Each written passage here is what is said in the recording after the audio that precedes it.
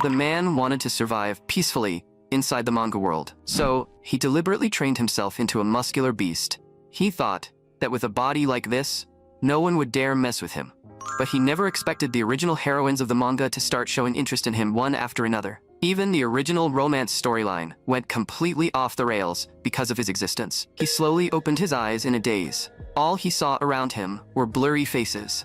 He remembered being caught in a fire before losing consciousness. Yet, when he woke up, he was already lying in a hospital. Suddenly, his eyes shot wide open because the face reflected in the vase wasn't his own. In the end, he reached one conclusion. He might have possessed someone else's body. The original owner of this body was named Kim Yu-sung, an ordinary guy from an ordinary family. But last weekend, he seemed to have been involved in a car accident. The original owner was probably already dead, and the man's soul had taken over this body. Still, for him, this wasn't exactly a bad thing, because he had finally escaped that laboratory. Now, all he had to do was figure out how to survive here. Soon, he arrived at the room of the original owner, Kim Yu-sung. The moment he opened the door, he froze on the spot. The bookshelf was actually packed with manga. There were also plenty of figurines beside it. Apparently, this guy was a full-on otaku. He wasn't even sure if he could live normally under this identity. If he suddenly acted like a completely different person, his parents would definitely notice something was wrong. Then he saw the custom poster Kim Yu-sung had made for himself. At that point, he realized this guy was completely hopeless, a total edgy chunibyo case. But most of the manga on his shelf were battle manga and romantic comedies. So if he followed that logic and copied his lifestyle, there shouldn't be too many problems. And before coming to this world, he had read part of that series too. It was a record-breaking shonen manga with over 10 million copies sold. The ending had the childhood friends finally becoming a couple, but many readers couldn't accept that ending and called it a complete disaster. By the next day, he had read a good number of manga from the shelf and ended up staying up all night. Then, his mother called him over to help take orders. After changing into his work uniform, he noticed a group of people walking into the shop, and the two people in front of him looked strangely familiar. The girl called the boy Ryuji-senpai. That name sounded even more familiar to him. Because Ryuji was the male lead of the manga he had read, he really didn't expect that he had actually ended up inside this manga. Now, he could finally summarize what a real transmigration story was. He had died in a fire, and his soul had possessed someone named Kim Yu-sung. And this Kim Yu-sung seemed to be nothing more than a background character in the manga Chaotic Love. Simply put, he had possessed a character inside the story. The problem was, he didn't remember the full plot because he had skipped around while reading it. Thinking about it carefully, this place wasn't that different from reality to him, and since it was a romantic comedy, the world wasn't going to end. So as long as he avoided getting involved with the main character, he could live a normal life as a background character. From then on, his life became busy. First, he had to finish reading all these manga, then learn how to imitate Kim Yu-sung. He deliberately applied to a private high school far away from the original school district, entered as the top student, and received a full scholarship. After enrollment, he used puberty as an excuse and slowly rebuilt his entire personality. Even so, the possession couldn't be reversed.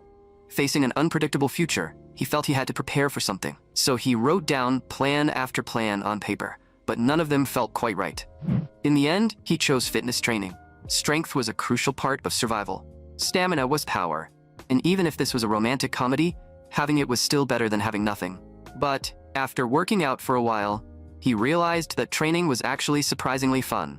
From then on, he became completely hooked on exercise. And time quietly slipped by. Just like that, Kim Yu-sung spent an entire year of high school without any major incidents. On this day, the new semester began, and everyone started checking their class assignments. Then a boy gave a slight smirk. Seeing his friend walk over, he said, "Aren't you a little too late?" Kim Yu-sung, "Which class did you get?" Kim Yu-sung said he didn't know either. By now, his appearance had changed drastically.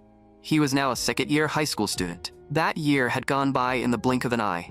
Over the past few months, he had gone through an insane muscle-building phase, which was why he looked so different now. And the reason for all of this was simple: self-defense. After all, in a manga world, aliens, ghosts, and gangsters suddenly showing up was basically normal. So everything he was doing now was preparation for the future. It definitely wasn't just because he had become obsessed with muscles. So far, he had gained quite a lot over the past year. He was assigned to Class 2B. At that moment, a girl entered the classroom and greeted everyone. Her name was Yabuchimai, the heroine of the original manga. And sitting beside Kim Yu-sung was Sakamoto Ryuji, the original male lead. To him, this was basically a disaster scene. Of all people, these two had ended up as his classmates. He had chosen a school far away from the original district, just to avoid them. If he got dragged into their mess, his peaceful school life would be over. Then he heard Sakamoto Ryuji say that his day had been terrible. First he lost his wallet, and then he bumped into some strange girl on the street. Those words instantly shocked Kim Yu-sung. Did that mean she was about to appear too? The moment that thought crossed his mind, someone opened the classroom door. The teacher told everyone to quiet down and return to their seats. Then he announced that he had something very important to say today. But Sakamoto Ryuji didn't seem to care at all. He was still worrying about his missing wallet. The teacher said that a transfer student would be joining their class today. Then a blonde girl walked into the classroom. With her cute little fang showing, she greeted everyone cheerfully. Everyone thought she was stunning, and some even wondered if she was a foreigner. The teacher asked the girl to introduce herself. She said her name was Kishimoto Rika, and that she had just moved here from somewhere else. Kim Yu-sung had actually expected this already. Since he was already in the same class as the male lead, that meant the heroine was bound to show up. Kishimoto Rika. Even though Kim Yu-sung had mostly forgotten the original plot, he still remembered that her popularity had always stayed firmly in first place. Even if she wasn't the final winner, her popularity never left the top spot. Then, the teacher told Kishimoto Rika to sit in the back row. Conveniently, he also asked Sakamoto Ryuji to help look after her. At that moment, Ryuji suddenly realized that this girl was the same person he had bumped into that morning. Kishimoto Rika recognized Ryuji as well. She stared coldly at him and said, "I still haven't settled this morning's score with you." The teacher calmly interrupted them. "Since you two already know each other, that makes things even better." Kishimoto Rika sat down there with obvious reluctance. After taking her seat, she even shot Ryuji a fierce glare. At first, Kishimoto Rika didn't want to deal with Ryuji at all. But she had picked up Ryuji's wallet that morning, so she returned it to him anyway. Kim Yu-sung sat beside them, completely frozen, desperately wanting to escape, but unfortunately, he still had 2 more years to suffer through here. In the blink of an eye, class was over. His friend came over to borrow a manga from him. Even after entering high school, Kim Yu-sung still hadn't quit manga, and that was also for the sake of his future. According to the laws of a manga world, even if he didn't remember the full story, most manga followed similar patterns. That was why he had to keep reading the latest magazines and stay updated on the plot trends of every romantic comedy. At that moment, Ryuji suddenly grabbed Kishimoto Rika's hand. "There's something I want to talk to you about in private. Can you come with me for a second?" What he wanted to talk about was the accident from that morning. Kishimoto Rika agreed. "Fine, I guess I can talk to you alone." The classmates beside them were still confused. Did something actually happen between those two? Kim Yu-sung said he needed to use the bathroom, but in reality, he wanted to eavesdrop on their conversation. But the moment he pulled the door open, his massive body and the aura around him instantly intimidated everyone. The entire class shuddered. Was this guy really a high school student? Why did he feel so terrifying? He almost looked like the heir to some gangster family. It seemed Kim Yu-sung was about to be isolated. Was it really just because he looked a little too muscular? But for now, he had to check what was going on between those two main characters first. To improve the accuracy of his judgment, he needed to witness the event himself and collect evidence. In this school, the only place suitable for a private conversation should be that spot. He had to know what they talked about. He absolutely couldn't let the story develop beyond his expectations. And the place where the two of them talked was the school backyard. Kim Yu-sung quietly hid in the bushes and watched their every move. The reason Sakamoto Ryuji wanted to talk to Kishimoto Rika alone was simply to apologize. Kim Yu-sung truly couldn't believe Ryuji would strike such an embarrassing pose. But somehow, that pose actually made Rika laugh. Rika burst out laughing. "You really are ridiculously innocent. Since you went this far, I'll forgive you. Besides, what happened this morning was just an accident." Rika was cheerful, ranked #1 in popularity, and this was her first encounter event with the male lead. Honestly, it was the textbook opening of a classic romantic comedy. But while Kim Yu-sung was spying on them, another girl discovered him. "Kim Yu-sung, what are you doing crouching there so suspiciously? Don't tell me you were trying to do something shameful." The girl speaking was Saionji Komiko. She came from a prestigious Kyoto family, served as the student council president, and was basically the villainous rich girl archetype. In reality, characters like her were usually destined to become side characters or comedic rivals. But a secondary heroine was still a heroine, and she was destined to get tangled up with the main character. Kim Yu-sung quickly explained, "I just thought this branch would look nice in the student council office." Komiko looked completely confused. You want me to put something like that in the student council office? But since it was personally chosen by my secretary, I suppose I can reluctantly place it there. Kim Yu-sung had made up a random excuse on the spot, but somehow she actually believed him. But then again, why was she here in the first place? It turned out Kumiko wanted to have lunch with the student council officers to strengthen their teamwork, and she had decided to specially grant Kim Yu-sung the chance to join them. Then she told him to hurry to the cafeteria, or there would be no seats left.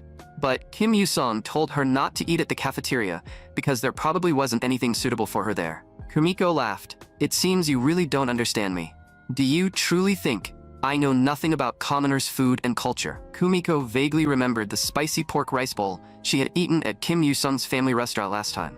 It had tasted quite good, and she could handle commoner food of that level just fine. Kim Yu-sung felt like she was subtly insulting his family restaurant, but for a president who usually ate steak in the student council room, this was honestly already impressive. Still, he reminded her that the cafeteria didn't serve spicy pork rice bowls. The cafeteria only had gyudon, which was a somewhat similar dish. That made the president feel something was off, because no matter how she heard it, the name sounded like junk food. Now, even the president didn't know what to do. Was she really supposed to eat junk food? Just then, someone else appeared. The person was also a student council member and one of Kumiko's loyal subordinates. The moment he arrived, he pointed at Kim Yu-sung and scolded him. You brat, you have absolutely no sense of responsibility toward the student council. Because you never showed up at the student council office, our poor young lady kept searching for you and couldn't even eat lunch. Kim Yu-sung was completely lost. Why did this guy's sentence sound so strange? And what exactly was pitiful about the young lady? The next moment, the president stepped directly in front of Kim Yu-sung. Stop talking. But the man clearly had no intention of letting it go. I can no longer tolerate your rude behavior, you brat. The boy with glasses was about to keep going, but the president dragged him away. Before leaving, he still told Kim Yu-sung that he had better apologize to the president. Kim Yu-sung had absolutely no idea what was going on. As the major characters began appearing one after another, he realized this meant chaotic love had officially begun. Because he had desperately built up muscle, his body had become especially intimidating, and now even the main character was avoiding him. It seemed that whether in country H or country R, a powerful build was still the ultimate advantage. Since the main characters had already met, the story would naturally move forward on its own, and all he had to do was live an ordinary life like a background character. Just then, a hand suddenly tugged at the hem of his clothes. Kim Yu-sung turned around and was instantly startled, because it was Kishimoto Rika, the transfer student who had just arrived today. But he had no idea why Rika was here. It turned out she had come to ask for directions. Kim Yu-sung was curious about how she knew his name. Rika told him it was because his name was attached to his bag. I didn't expect you to be so clueless, Kim. It's kind of cute. Kim Yu-sung hadn't expected this situation at all. At that moment, Rika suddenly gave him a sly smile. I knew I was right about you. I knew you were actually a pretty good person. Did she seriously think Kim Yu-sung was a good person? The other students nearly froze in fear just by looking at him. But what exactly was she trying to do? Or rather, why had she remembered him from the very beginning? It turned out that the strange aura Kim Yu-sung gave off during class made it impossible for her not to notice him. She had also heard plenty of rumors about him, but when she saw how seriously he listened in class, she became curious instead.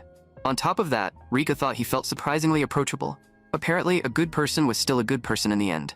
Kim Yu-sung, however, felt that this was bad. He had already gotten tangled up with one of the heroines. Seeing how kindly she treated even someone like him despite all the rumors, he started to understand why she ranked first in popularity. Maybe she was just naturally kind to everyone, but now he was seriously considering whether he should scare her off with his muscles. His dazed expression made Rika a little unhappy.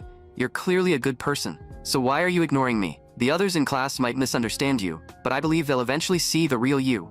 They'll understand that those scary stories are just rumors.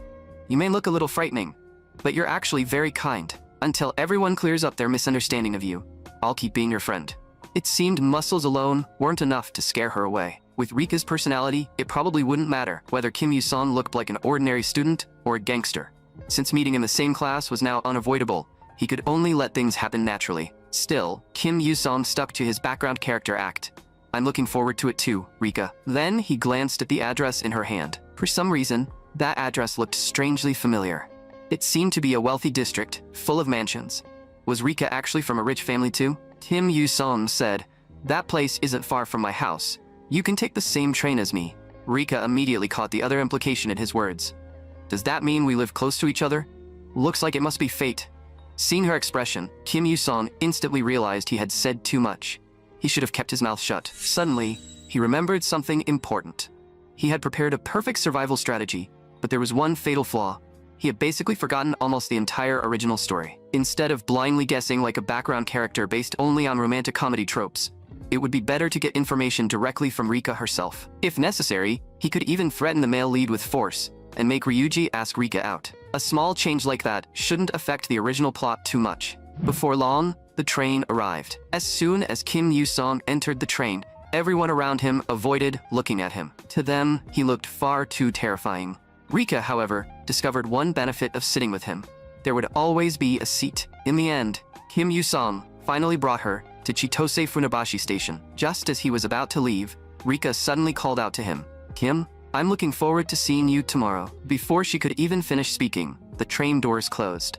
Yet for some reason, Kim Yu-song felt an inexplicable sense of unease. Was it because he had already gotten involved with the heroine? The next day at noon, Kim Yu-song was about to eat his lunchbox. But then he noticed Rika looking at him with puppy dog eyes. "Don't tell me you eat here alone every day." Kim Yu-song said there was nothing he could do, since the other students were all afraid of him. Rika replied, "But you should be eating in the cafeteria." Kim Yu-song answered, "Don't worry about me. You said it yourself. Someday they'll see the real me. So I'll just wait patiently." Suddenly, Rika noticed the lunch in Kim Yu-song's hand. It seemed to have Japanese rice rolls, and on top of that, Korean gimbap. It was her first time seeing the real thing, so Rika immediately asked if she could have a bite. Seeing the way she looked like she was about to cry, Kim Yu-song couldn't bring himself to refuse. Rika carefully took a small bite. But the next second, the taste completely won her over, and she said in surprise, "You said your family runs a Korean barbecue restaurant. No wonder this tastes so authentic." After that, she even told Kim Yu-song to tell his mother that she really liked her cooking.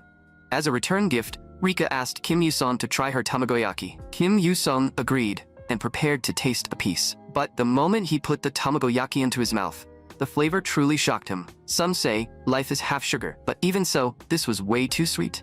So he asked Rika how much sugar she had put in it, and Rika said she didn't know either. For the sake of Rika's safety, Kim Yu-song felt it was necessary to teach her how to make a zero-sugar Korean rolled omelet. Just then, the two of them suddenly heard a whistle. They looked up and saw the president and her officers standing there. At that moment, the president was trembling with anger. Improper relationships between boys and girls on campus might be forgiven by heaven, but they wouldn't be forgiven by the student council. As the student council president, she absolutely wouldn't tolerate this. Kim Yu-song was completely confused. "When did we start dating?" The boy with glasses stepped forward. "A boy and a girl eating alone together. Are you really saying that's a proper relationship? You were caught in the act, and now you're still making excuses. Do you have no sense of responsibility?" But this had nothing to do with responsibility. They were only eating lunch together. Besides, hadn't Kim Yu-song been having strange encounters with the president pretty often lately too? At that moment, Rika turned her gaze toward the president. The president felt a little uncomfortable under her stare. "Who are you? Do you have something to say to me?" Rika suddenly remembered. "Oh, you're the president of that dark student council, right?" The president froze on the spot. Since when had she become a villain? Rika said there were plenty of rumors about the president, such as how she liked wearing a black uniform and always carried a small fan. The president thought Rika was being extremely rude and sternly explained that, strictly speaking, the outfit was meant to display the dignity of the student council. But Rika told her there was no need to explain. "Everyone is just teasing you, saying it looks like cosplay. As long as you're confident, it's fine." The president's mood instantly sank. Were the other students really laughing at her for cosplaying? Today, the president had suffered a complete defeat. She told Rika to wait because she would definitely return. She would absolutely avenge this humiliation, and she had already carved it into her heart. Kim Yu-song still had no idea what she was trying to do, nor did he understand why she had suddenly appeared here. Before long, school was over. Rika looked at Kim Yu-song and asked, "Why aren't you going home yet? What are you thinking about?" Then she noticed the club pamphlet on his desk and realized he hadn't joined any club yet. So Rika suggested taking him around to try out different clubs. Kim Yu-song thought she had a point. At the very least, he should check out what the clubs were like first. So he slowly stood up and prepared to look around the clubs with Rika. But he made one thing clear first. He planned to visit every sports club. Rika looked completely confused. The reason was actually simple. Kim Yu-song was curious to see just how far his strength could take him. Meanwhile, on the soccer field, a blonde guy was angrily complaining about how he couldn't score a single goal. Even though they hadn't scored once, they were still acting incredibly arrogant. Just then, a massive shadow suddenly loomed over them. "Would you mind moving?" The person who spoke was Ryohei, the third-year captain of the soccer team. Seeing that someone tough had shown up, the two blonde guys immediately apologized and said they would leave right away. A nearby soccer player quickly thanked him. "Thanks, Captain. Those guys were seriously annoying us. The second you showed up, they ran off." But Ryohei could only sigh, because none of the new students this year seemed especially outstanding. He really wanted to win the national championship this year. If only they could recruit one powerful player. Meanwhile, the blonde guy who had been scared off was still furious. "Should I go back and beat him up right now?" His friend immediately refused. "I'm not getting involved. I heard his kicking speed is famous nationwide. What makes you think you can compete with him?" The blonde guy snapped that fighting wasn't all about brute strength. Then, as he tried to find a way to save face, he suddenly bumped into someone behind him. "Which brat just bumped into me? Watch where you're going." Hearing that, Kim Yu-sung immediately stopped and turned around. The moment the two blonde guys saw who had spoken, cold sweat poured down their faces. Without the slightest hesitation, they turned and ran off into the distance. Rika helplessly reminded Kim Yu-sung, "Don't speak so loudly. You need to get along with everyone." After that, Kim Yu-sung and Rika arrived at the soccer field. The players were curious about why he had come here. Was he here to take revenge for those two guys from earlier? After all, the whole school knew how terrifying Kim Yu-sung was.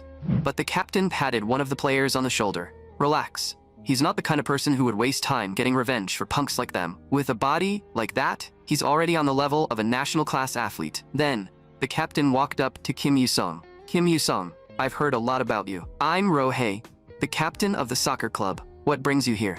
Kim Yu-sung said he had come for a tryout. That overwhelming pressure startled Ryohei. Even though Kim Yu-sung was only 10 centimeters taller, Ryohei felt like a dwarf beside him. And those muscles, his physique, looked like it could crush everything in its path. If Kim Yu-sung joined the soccer club, the national championship might no longer be just a dream. Ryohei immediately brought Kim Yu-sung in front of the goal and told him to kick the ball in with all his strength. Full strength? If that was the case, then he would give it everything he had. The next second, Kim Yu-sung gathered his power and raised his leg high. In everyone else's eyes, the aura around him was terrifying. He kicked the ball toward the goal with all his strength, and as it tore through the air, it released a thunderous roar. The members of the soccer team stared at the scene in horror. The soccer ball in front of Kim Yu-sung had been completely destroyed. That wasn't the kind of force a normal human could produce. Then, he turned to Rika behind him and asked, "Where are we going next?" Rika said excitedly, "Next is the basketball club. Crushing them one by one is actually pretty fun." Soon, the news that Kim Yu-sung was going around crushing every club spread throughout the school. That news also reached the ears of a certain female student. "Kim Yu-sung, you finally started making your move. A person like you really couldn't endure the loneliness of being invincible." At that moment, Kim Yu-sung shattered the backboard with a single dunk, leaving the crowd below completely stunned. Right after that, he swung a baseball bat. The baseball smashed straight into the ground and left a hole behind. Meanwhile, Rika wrote down soccer, table tennis, track and field, volleyball, baseball, judo, kendo, swimming, and tennis in her notebook. Everything was going almost too perfectly. Kim Yu-sung asked, "Rika, how many sports clubs are left?" Rika gave him a sly smile. "So that's what you were curious about." Then she pulled out a pair of glasses. "Allow me to answer your question." Kim Yu-sung was a little speechless. Did she really need to make it this dramatic? Excluding table tennis, judo, and volleyball, which weren't holding tryouts today, there were 3 clubs left. The track and field club, the swimming club, and the kendo club. In short, there were still 3 sports clubs Kim Yu-sung could sign up for. Kim Yu-sung was truly grateful to Rika, but she really didn't need to go this far. "Rika, besides modeling, have you started acting too?" Rika froze for a moment. "Why are you asking that?" All of a sudden, Kim Yu-sung said, "I just think you're pretty talented. Never mind, pretend I didn't say anything." Saying it out loud felt a little embarrassing. In fact, Rika had actually done work similar to acting before. Kim Yu-sung was instantly startled. Wait, it couldn't be what he was thinking, right? What kind of work would make her this hesitant to talk about it? But she was a heroine, so there was no way she had that kind of sketchy past. Rika suddenly hooked her arm around his. "Let's not talk about that. Don't we still have 3 clubs left?" Seeing how flustered she looked, Kim Yu-sung decided not to press further. He chose to visit the kendo club first. Meanwhile, at the entrance of the kendo room, Kim Yu-sung arrived with an intimidating presence. After hearing the news, students rushed over to watch. "I heard he destroyed every club already. Is he here to take over the kendo club now? Rika instantly switched into manager mode. If you have business with him, you can talk to me. Then the door to the kendo room slowly opened. A voice came from inside. So you finally made it this far. A third-rate thug who uses tryouts as an excuse to go around wrecking clubs. The next moment, Futaba Yukika spoke. Your violence ends here. I will stop you. Everyone began cheering for her. But Kim Yu-song simply said, I'm only interested in the kendo club. Just tell me how to sign up for the tryout. Futaba Yukika felt that his attitude was incredibly arrogant. She said coldly, 1-point match.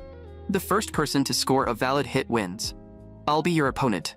Enter the training hall. This instantly excited the crowd. A human weapon versus the kendo club captain sounded way too interesting. Some people even took out their phones and started recording. Rika laughed behind him. Looks like they've already turned you into the villain. Yukika suddenly shouted, all of you, shut up. Everyone looked stunned.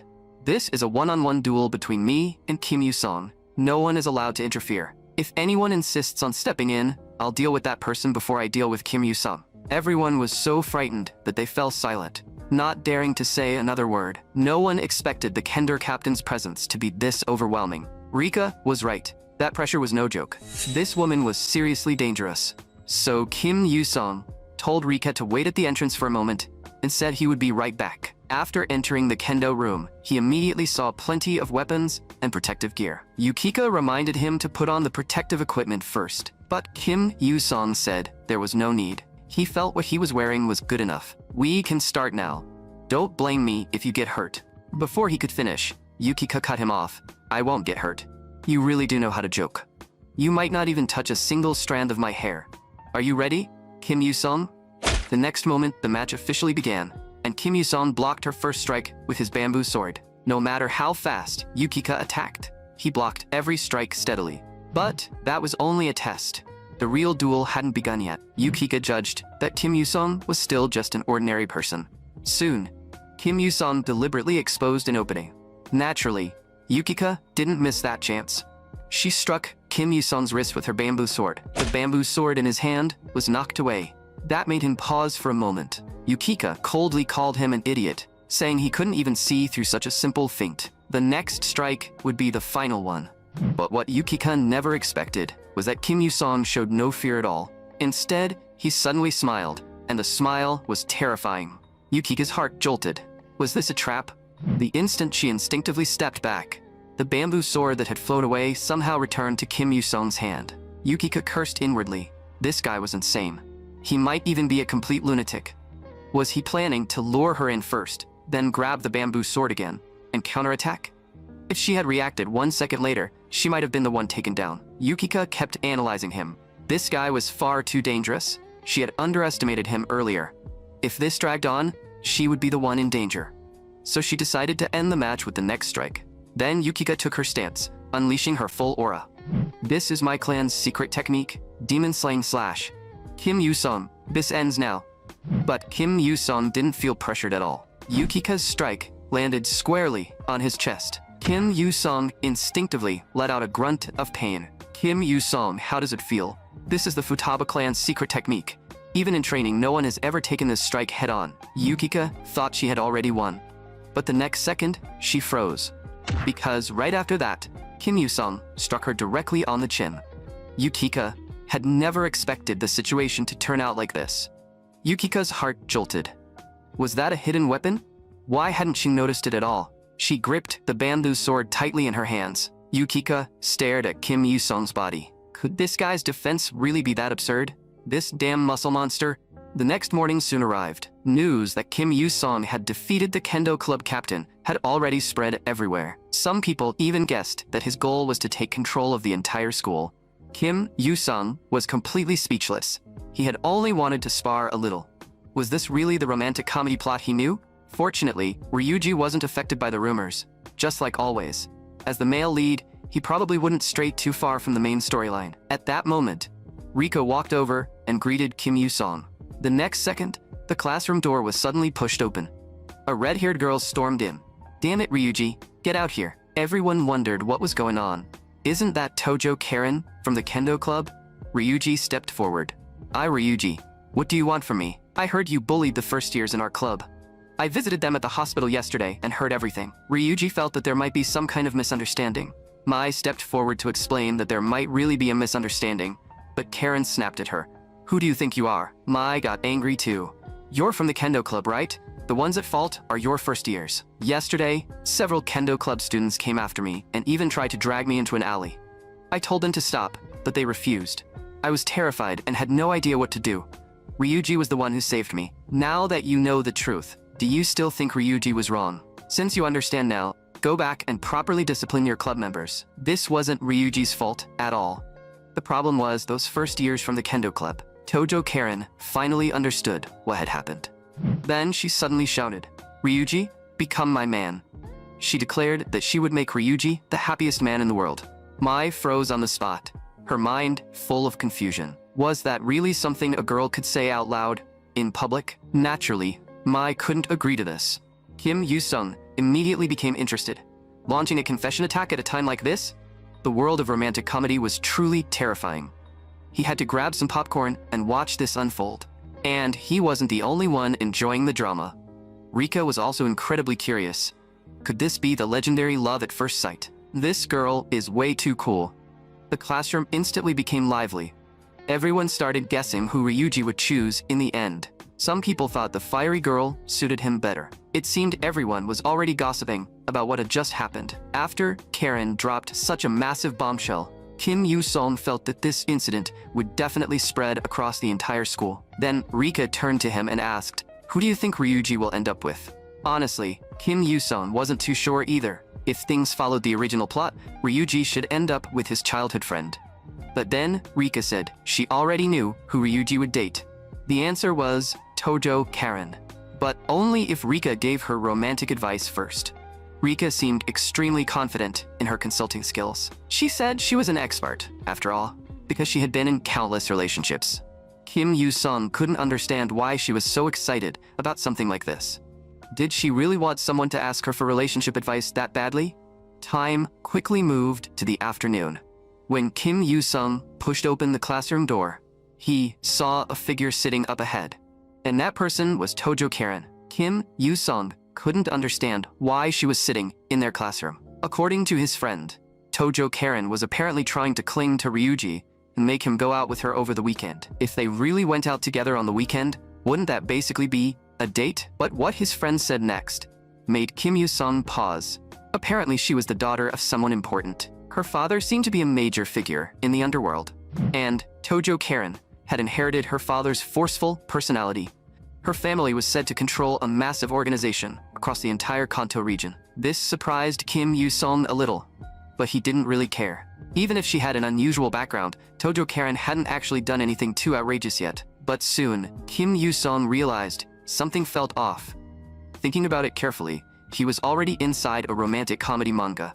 So a setup like this appearing wasn't that strange after all. Just then, Tojo Karen suddenly shouted, "Ryuji, you still haven't accepted my invitation for this weekend. I need to properly apologize to you. So will you go out with me?" Mai told her to stop bothering Ryuji because her behavior was clearly making him uncomfortable. Tojo Karen immediately got angry. "What's it to you?" The whole class was envious of the scene. Who wouldn't want two girls fighting over them like this? After that, things became even more interesting. During class, Tojo Karen came to ask him out. During PE class, Tojo Karen also came to ask him out. Even when Ryuji went to the bathroom, Tojo Karen followed him and asked him out again. Ryuji was genuinely on the verge of breaking down and only hoped Tojo Karen would back off a little. During lunch, Rika asked Kim Yu-sung what he planned to do over the weekend. But Kim Yu-sung didn't have any special plans. He was thinking about helping out at the restaurant, so Rika asked if he wanted to consider going to her house.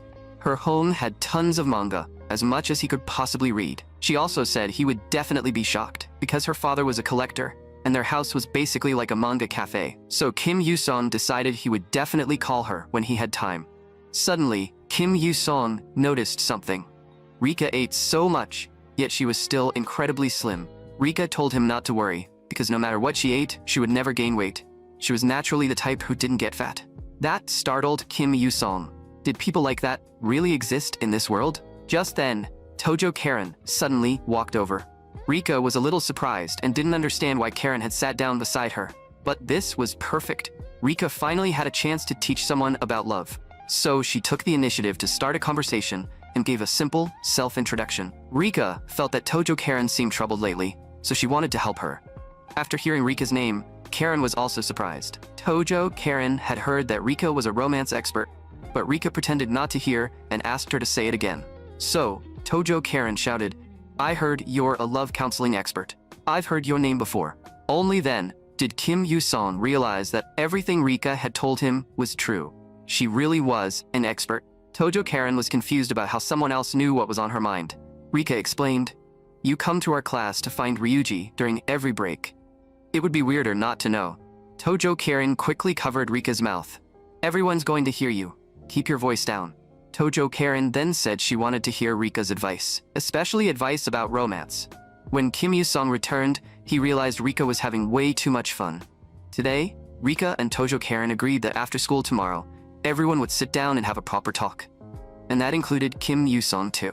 But in the original story, these two were supposed to be rivals for Ryuji. Rika actively helping her like this felt strangely off. Still, Kim Yu-sung didn't bother thinking too deeply about it.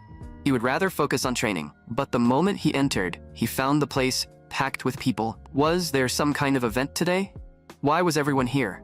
Just then, Kim Yu-sung heard someone calling him from behind. He turned around and saw that it was actually Yukika. But this time, her expression was completely different from before. Seeing Yukika arrive, Kim Yu-sung finally understood why everyone in the gym was so fired up today. Yukika didn't seem to know where to begin. Later, Kim Yu-seon learned that the reason they met here was because Yukika had recently moved. Just as he was feeling confused, a voice suddenly came from behind him. Nakayama Yujiro said that this was perfect, and he hoped Kim Yu-sung could show Yukika around the place. After all, the two of them knew each other, so it would be easier than having an old guy like him explain everything. But the old man seemed to think Yukika had come here because she liked Kim Yu-sung. Kim Yu-sung felt that this old man had definitely misunderstood something. After that, it was time for his performance. The old man told Kim Yu-sung to start with a 220-kilogram warm-up, which instantly stunned Yukika. Was he really starting with that much weight? The old man told her not to worry. He had been a professional athlete 20 years ago, but he had never seen a monster like Kim Yu-sung. Kim Yu-sung grabbed the barbell with both hands. Then he bent his knees slightly, under the owner's shocked gaze. He immediately started doing squats. The sight left Yukika completely dumbfounded. Then, the old man said 220 kilograms was too light and raised it to 270 kilograms. But even 270 kilograms was still easy for Kim Yu-sung. The old man even winked at Yukika. "I told you, he's a monster. You don't need to worry so much." Yukika had no choice but to admit it. This wasn't the physique a second-year high school student should have. And this was exactly the rare phenomenon Yukika had only heard about in rumors, the extreme yang body. Of that, she was absolutely certain. The extreme yang body was the ultimate masculine physique, a body born with the strength of 100 men. In historical legends, nearly all great heroes possessed this kind of body. Yukika was so certain because she had personally fought Kim Yu-sung before. That wasn't strength someone could gain through training alone. Yukika felt that she had to report this matter to that person as soon as possible. Time quickly moved to the next day. Kim Yu-sung and the others arrived at Tojo Karen's house, where everyone bowed to her respectfully.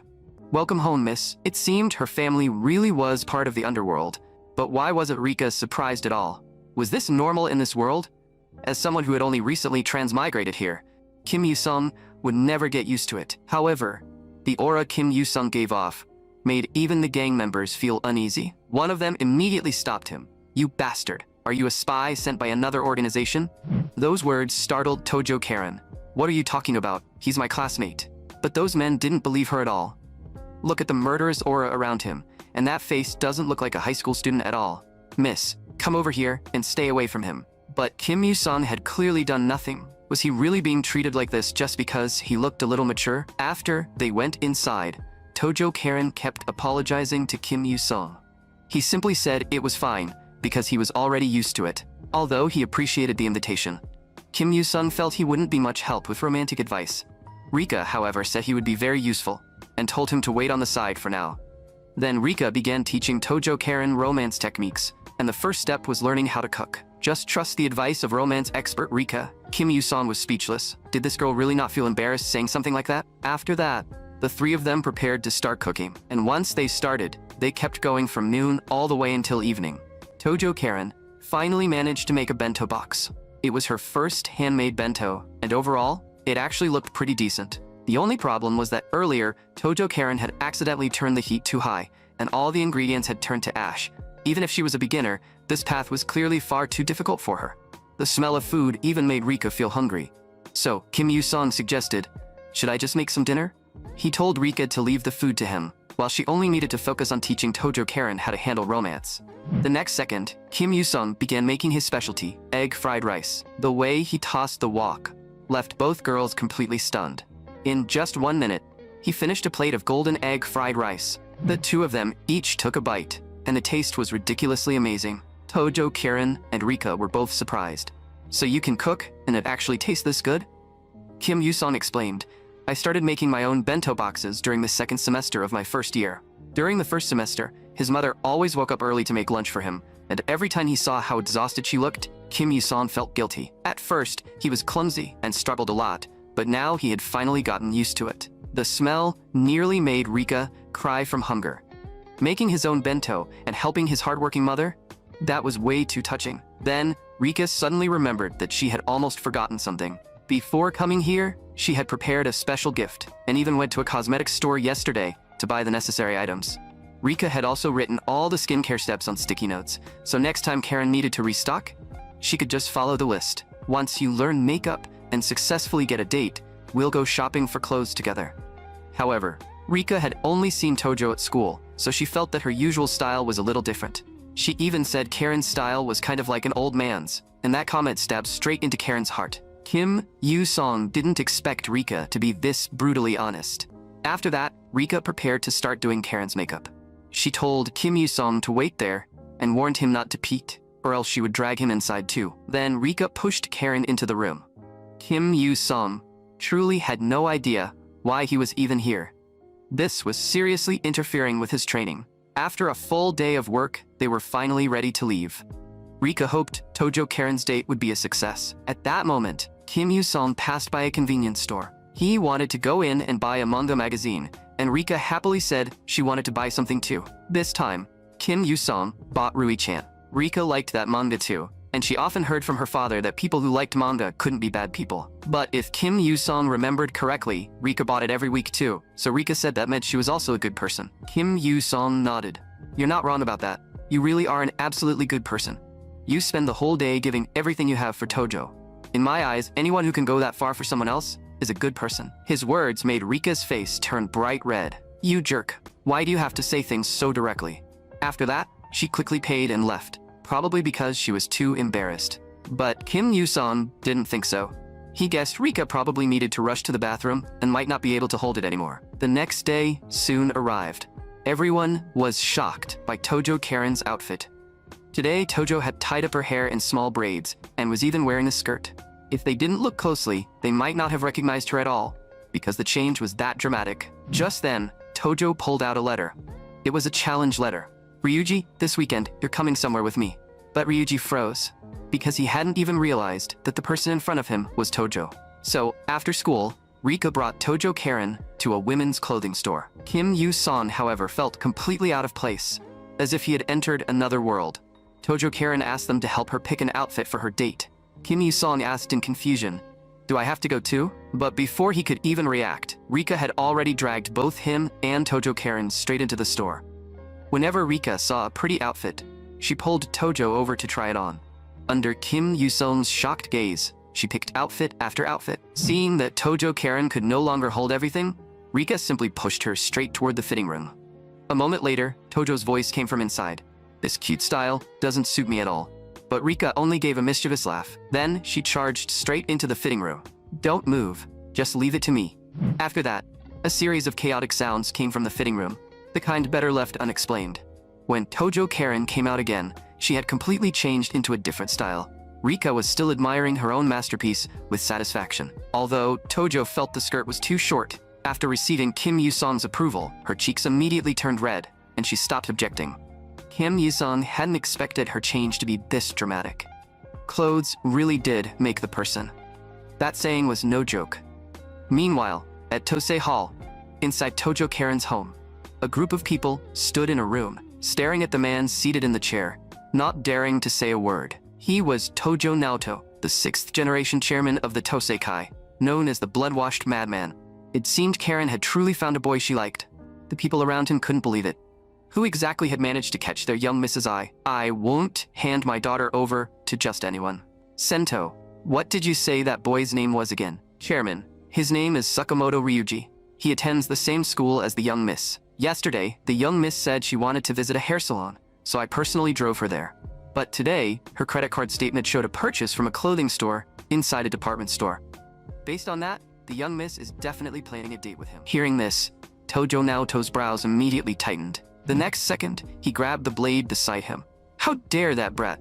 The people around him quickly rushed forward to hold their chairman back. After calming down slightly, Tojo Naoto said, "This weekend, if any of you are free, come with me. Our mission is to secretly monitor their date and make sure that brat doesn't try anything funny." Yes, Chairman. Everyone allowed inside that room was a high-ranking officer of the Toseikai, so not a single person hesitated. Meanwhile, Kim Yu-seong and the others stared at the burgers and cola on the table, having completely lost their appetite. Rika was so exhausted that she barely had the strength to chew. Tojo Karen said, "Rika, thank you so much for today." Rika replied, "Don't mention it. This is what friends are supposed to do. Besides, I had a lot of fun shopping today because you were there." Seeing Kim Yu-seong eat only one burger, Tojo Karen asked in confusion, "With that body of yours, is one burger really enough? You can eat as much as you want. You helped me so much, so something this small is no problem." Kim Yu-seong said there was no need, since he had already eaten a lot for lunch. He used to think Toji was just a delinquent, but he never expected her to be this easy to get along with. When Tojo Karen noticed Kim Yu-seong staring at her, she suddenly became embarrassed. Rika then asked, "By the way, have you planned tomorrow's date route?" Tojo Karen thought carefully. "We'll go to a cafe, then watch a movie, then have dinner. Isn't that how dates usually go?" Hearing such a plain plan, Rika immediately got angry. "Don't do what everyone else does. Skip the movie and go here instead." On her phone screen was an aquarium. It gives you that feeling of being inside the ocean. Fish and coral reefs dancing around peacefully together. How romantic is that? Most importantly, the soft lighting is perfect. Trust me, in that kind of atmosphere, the two of you will definitely fall in love. You have to trust the advice of romance expert Rika. Kim Yu-seong watched the two of them with a deadpan expression. The next day, after Kim Yu-seong and Rika finished reminding Tojo Karen of everything, they watched her leave. Both of them believed her date today would definitely succeed. Then Rika asked, "Kim-chan, what are your plans?" Kim Yu-seong had no idea when he had gotten that nickname, and after hesitating for a moment, he said, "I'll probably just stay home and read manga." Seeing that he had nothing to do, Rika immediately said, "Then let's follow Tojo together. As her good friends, we have to see her happiness through to the end." Looking at the gusset fire burning in Rika's eyes, Kim Yu-seong no longer wanted to say anything and could only agree. From that moment on, the tailing duo of Rika and Kim Yu-seong was officially formed. Meanwhile, people on the street saw a dense crowd of figures suddenly appear and immediately moved aside. The person who arrived was Tojo Karen's father, who had brought his men to his daughter's date location. Meanwhile, on the other side, Tojo Karen and Ryuji successfully met up. Ryuji apologized a little awkwardly, saying he was sorry for making her wait so long. Tojo shyly brushed her hair aside and comforted him. "I just got here too, so don't worry." Only then did Ryuji realize that Tojo Karen looked unbelievably beautiful today. Stunned by her appearance, he blurted out without thinking, "You look really pretty today." The moment he said that, a blush spread across Tojo Karen's cheeks. "Why don't we get some tea first, then plan out today's schedule?" But when Ryuji tried to help Tojo Karen carry her bag, the two of them got into a polite back and forth. Meanwhile, the disguised Kim Yu-seong and Rika were secretly watching from a distant corner. Seeing the two start walking, Rika quickly followed, and Kim Yu-seong reacted half a beat late before hurrying after her. "I heard this cafe is pretty famous." But Tojo Naoto, who was also watching in disguise from the shadows, was already grinding his teeth in anger. "My daughter invited him herself, and that brat still dared to make her wait for 5 full minutes?" His subordinates quickly rushed forward to hold the chairman back. After the chairman finally calmed down, one of his men reminded him that people nearby were starting to suspect them. The chairman was confused. "Why? Our disguises are flawless. Chairman, our group stands out too much. How about we split everyone into pairs and follow them separately?" Tojo Naoto immediately thought that was a good idea, and began giving orders. After arriving at the cafe, Rika ordered a giant strawberry parfait and started taking photos like crazy, completely forgetting why she had come here. But just then, Kim Yu-sung noticed that the person sitting diagonally across from them seemed suspicious. Even Rika realized that many people around them looked strangely out of place. Kim Yu-sung had a gut feeling that these people might be connected to the Toseikai, especially that red-haired guy. Any way you looked at it, he seemed like a gangster. The aquarium has dolphins. Let's go see the dolphins first. Sounds good. Let's do that. Today is definitely going to be fun. At this moment, Tojo Karen's smile hadn't faded once. Kim Yu-sung felt that this was all a little too exaggerated, and he had a feeling this date might not go smoothly. Whenever Ryuji and Tojo Karen had even the slightest sweet moment, many people around them glared at them fiercely. Soon, Ryuji and Tojo Karen got on the train. Because it was too crowded, Tojo Karen was forced into Ryuji's arms. Kim Yu-sung also protected Rika to keep her from being pushed around, and Rika's cheeks instantly turned red. People throughout the train kept shouting not to push, but it did absolutely nothing. They had to take the subway to reach the aquarium, but no one expected it to be this crowded. Rika felt that she was way too close to Kim-chan. Seeing Rika's cheeks turn red, Kim Yu-sung thought she was uncomfortable from being squeezed, so he comforted her. "We'll be there soon. Just hold on a little longer." After they reached the station, the crowd rushed out all at once. Kim Yu-sung immediately took Rika's hand. "Hold on tight, or we'll lose them. This way." After they safely exited the station, both of them finally let out a breath of relief. Just then, Rika raised the hand he was still holding. "You can let go now. Sorry." Kim Yu-sung quickly released her hand. Rika lowered her head and murmured softly, "Next time, be a little gentler." Rika's voice was so quiet that Kim Yu-sung thought he had misheard her. "Next time?" But then he noticed that Ryuji and Tojo Karen had already crossed the street, and the light had turned red. Rika immediately shouted, "What do we do now?" Kim Yu-sung suggested, "Let's just go straight to the aquarium. Their destination is there anyway." Just then, voices came from behind them. It was the group from the restaurant earlier. "I told you we should have driven here. How was I supposed to know it would be this crowded on a weekend morning?" Kim Yu-sung glanced at the suspicious group and immediately confirmed that they were definitely the people he had seen at Tojo's house. He had to be careful. If they recognized him, things would get troublesome. But Tojo Naoto still noticed something unusual about him. "Stop arguing. Look at that guy. Why does he look so suspicious?" Hearing their boss speak, everyone looked toward Kim Yu-sung, who was crossing the street. "Chairman, that should be Kim Yu-sung, the young Mrs. Friend. The one beside him should be Miss Rika. They came to the residence a few days ago." Only then did Tojo Naoto remember. So it's him. With that huge build, I thought he was an assassin sent by another family. In that case, let's follow them. From the looks of it, they're probably worried about Karen too, so they secretly came after her. After quite some time, Ryuji and Tojo Karen finally arrived at the aquarium. But they had no idea that several pairs of eyes were watching them from behind. Was that Ryuji just now? That guy got us kicked out of the kendo club.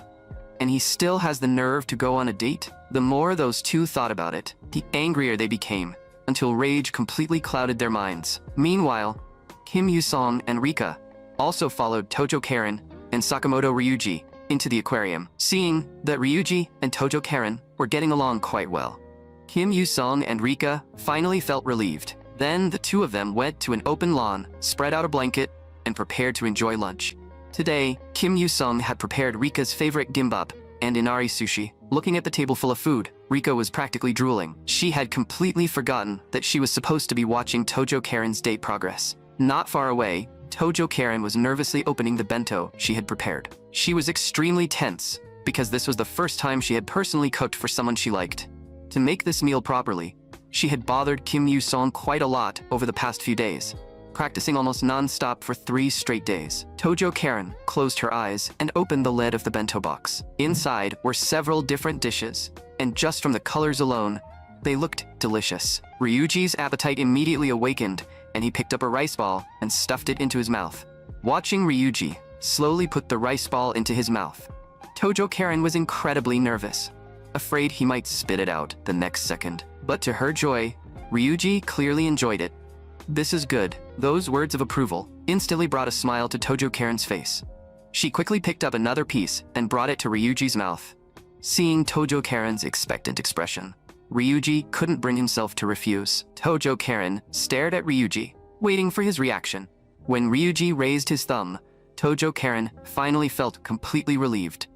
Meanwhile, Kim Yu-sung and Rika were eating not far away while watching them. At this point, the sickeningly sweet smell of romance had already spread across the entire area. Tojo Karen's mouth was also stuffed full with food Ryuji had fed her. But Kim Yu-sung still felt that something was off. According to the original ending, things shouldn't be going this smoothly. Beside him, Rika quietly sighed. When will I get to go on a date like that? Rika's words instantly made Kim Yu-sung forget every other thought. Aren't you always calling yourself a romance expert? Rika gave a sheepish laugh. Actually, I'd never dated anyone. I learned everything from manga. Kim Yu-sung was speechless. No wonder you had so many tricks. Kim Yu-sung sighed helplessly. They're almost done over there. Let's pack up and follow them. Rika quickly defended herself. I've helped plenty of friends solve their relationship problems. Kim Yu-sung nodded perfunctorily. Right, you helped. Seeing Rika get flustered and annoyed made Kim Yu-sung feel strangely satisfied. After leaving the aquarium, Kim Yu-sung and Rika's heads popped out from behind a tree. Watching how reluctant Ryuji and Tojo Karen seemed to part from each other, both of them thought the confession should be coming soon. But at that moment, Kim Yu-sung's gaze suddenly sharpened. Two guys suddenly appeared in front of Ryuji and Tojo Karen, and the moment they showed up, they knocked the bento out of Ryuji's hand. You two-timing bastard. We finally caught you. Last time, you were with the girl we were chasing, and now you're out messing around with a new one. Rika immediately asked Kim Yu-sung if they should call the police. Kim Yu-sung said, forget it. Even if we call the police, they won't make it in time. If things get bad, I'll step in. Ryuji immediately shouted, you two really have no shame showing up again like this. From their conversation, Kim Yu-sung finally understood who these two were. They were the first-year students who had been kicked out of the kendo club. Back then, Ryuji had saved Tojo Karen and beaten the two of them up. The two men raised their middle fingers at Ryuji. We got kicked out because we fought you. At that moment, Tojo Karen finally snapped. You deserve to get kicked out. You're nothing but complete idiots. Only then did the two realize that the beautiful girl in front of them was actually Tojo Karen after makeup. The tomboy actually put on makeup today? Don't tell me you're on a date with this two-timing loser. You two don't match at all. You used to spend every day fighting people in the dirt. Hearing that, Ryuji and Tojo Karen both clenched their teeth in anger. Shut up. But the two guys only laughed. You think we came here alone today? This is the guy who messed with my brother, right? Our boss is a legend from Kitayama. You're not getting away today. Seeing that the situation was getting bad, Ryuji knew he couldn't handle it and quickly told Tojo Karen to run. But the moment Tojo Karen tried to move, one of them grabbed her. Ryuji shouted angrily, let her go. This is between us. Don't drag anyone else into it. But the only response he got was a heavy punch. Watching from a distance, Kim Yu-sung finally couldn't stand it anymore and told Rika to stay where she was. Ryuji dropped to his knees in pain while the blonde guy smirked. I'll be taking your girlfriend with me. But by then, Kim Yu-sung was already standing behind him with a blank expression. He grabbed the blonde guy's wrist and twisted it hard, and a sound of bones cracking rang out. Then, Kim Yu-sung flung him backward like a rag doll, and the guy had no power to resist at all. Kim Yu-sung rarely got angry, but this time, he was truly furious. That filthy hand of yours should never have touched my friend. He didn't know exactly how strong he was, but he knew one thing: he had never lost. Meanwhile, seeing his daughter being bullied, Tojo Naoto, as her father, was already burning with rage.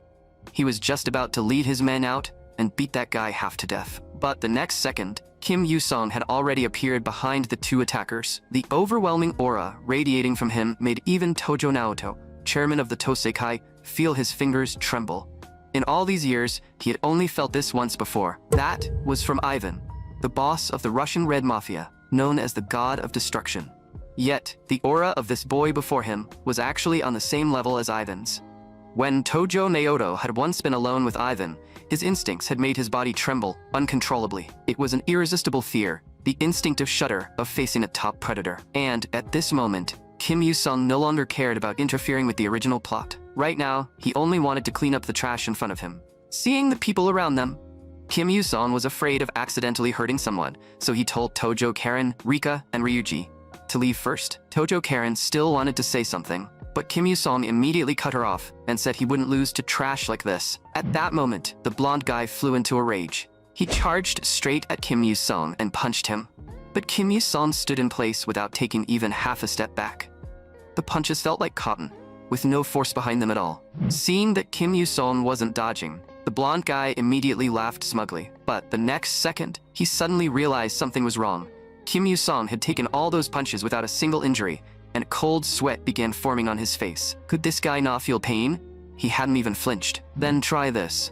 The blonde guy immediately ran to Kim Yu-song's side, and a faint red glow seemed to gather around his fist. Rika couldn't help covering her mouth, worried for Kim Yu-song. The blonde guy slammed his fist down.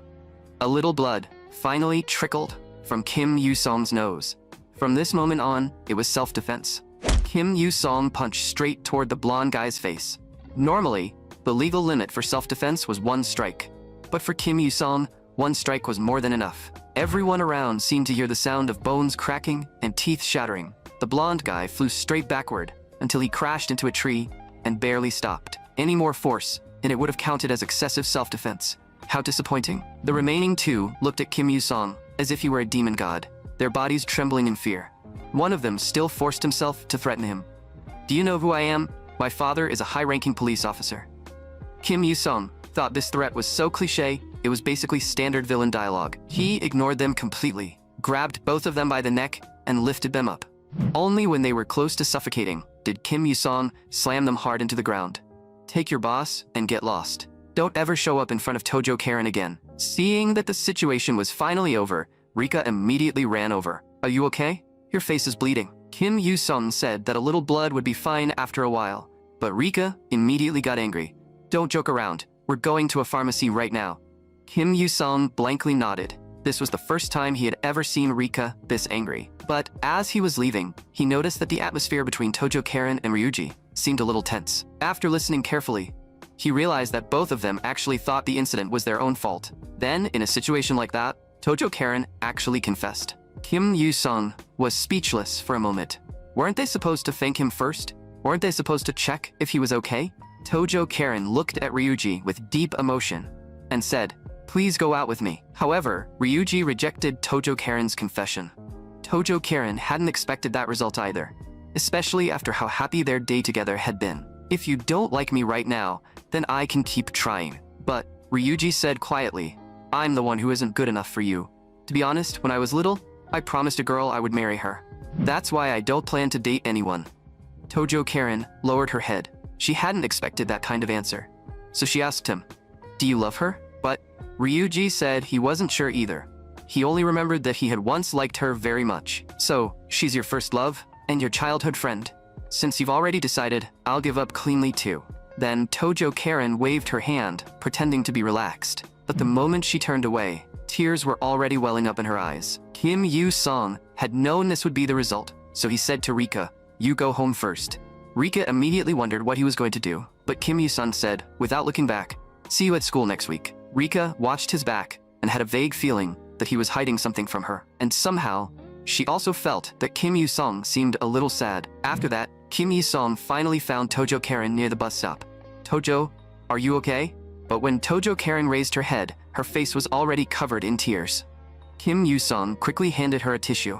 Then, he sighed helplessly. "Look at you, falling apart like this. Can't you be a little stronger?" Tojo Karen choked out.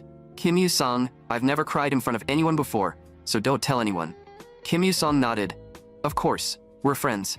In fact, Tojo Karen had known all along that Kim Yu-song and Rika were following them. Kim Yu-song froze. Were people in this romantic comedy world really that sharp? Kim Yu-song quickly explained, "We didn't mean to." But Tojo Karen said, "I know, you were worried about me, so you watched over me all day. I'm sorry. You went through so much trouble for me, but I still messed everything up. I thought if I changed myself, there would be a place for me in Ryuji's heart. But I was wrong. There's no place for me there. Right now, my heart hurts so much, and there's nothing I can do about it. Do you believe me? I really did love him." The moment she said that, a strange feeling stirred inside Kim Yu-song. He had always believed this place was only a manga world. Only Rika had slowly begun to change that belief, because her sweet smile always made his heart tremble slightly. But deep down, Kim Yu-song had always drawn a clear line, believing they were only characters from a manga. Yet today, he could truly feel their pain. Could people like this really be dismissed as mere manga characters? Kim Yu-song told Tojo Karen to stop crying. Tojo Karen didn't hear him clearly and asked again. Kim Yu-song immediately pointed at her nose and said, If you keep crying, I'm calling the police and reporting you for disturbing public order. Tojo Karen froze for a moment. Then, she suddenly started laughing. I can't believe you'd say that to someone who just got rejected. Then, Kim Yu-sung took off his jacket. He draped it directly over Tojo Karen's shoulders. Do you want to go sing? You can scream out all the bad luck. That way, you might be able to accept the fact that you were rejected. Hearing this, Tojo Karen froze slightly. Seeing that, Kim Yu-sung turned and started walking away, completely ignoring her shouting behind him.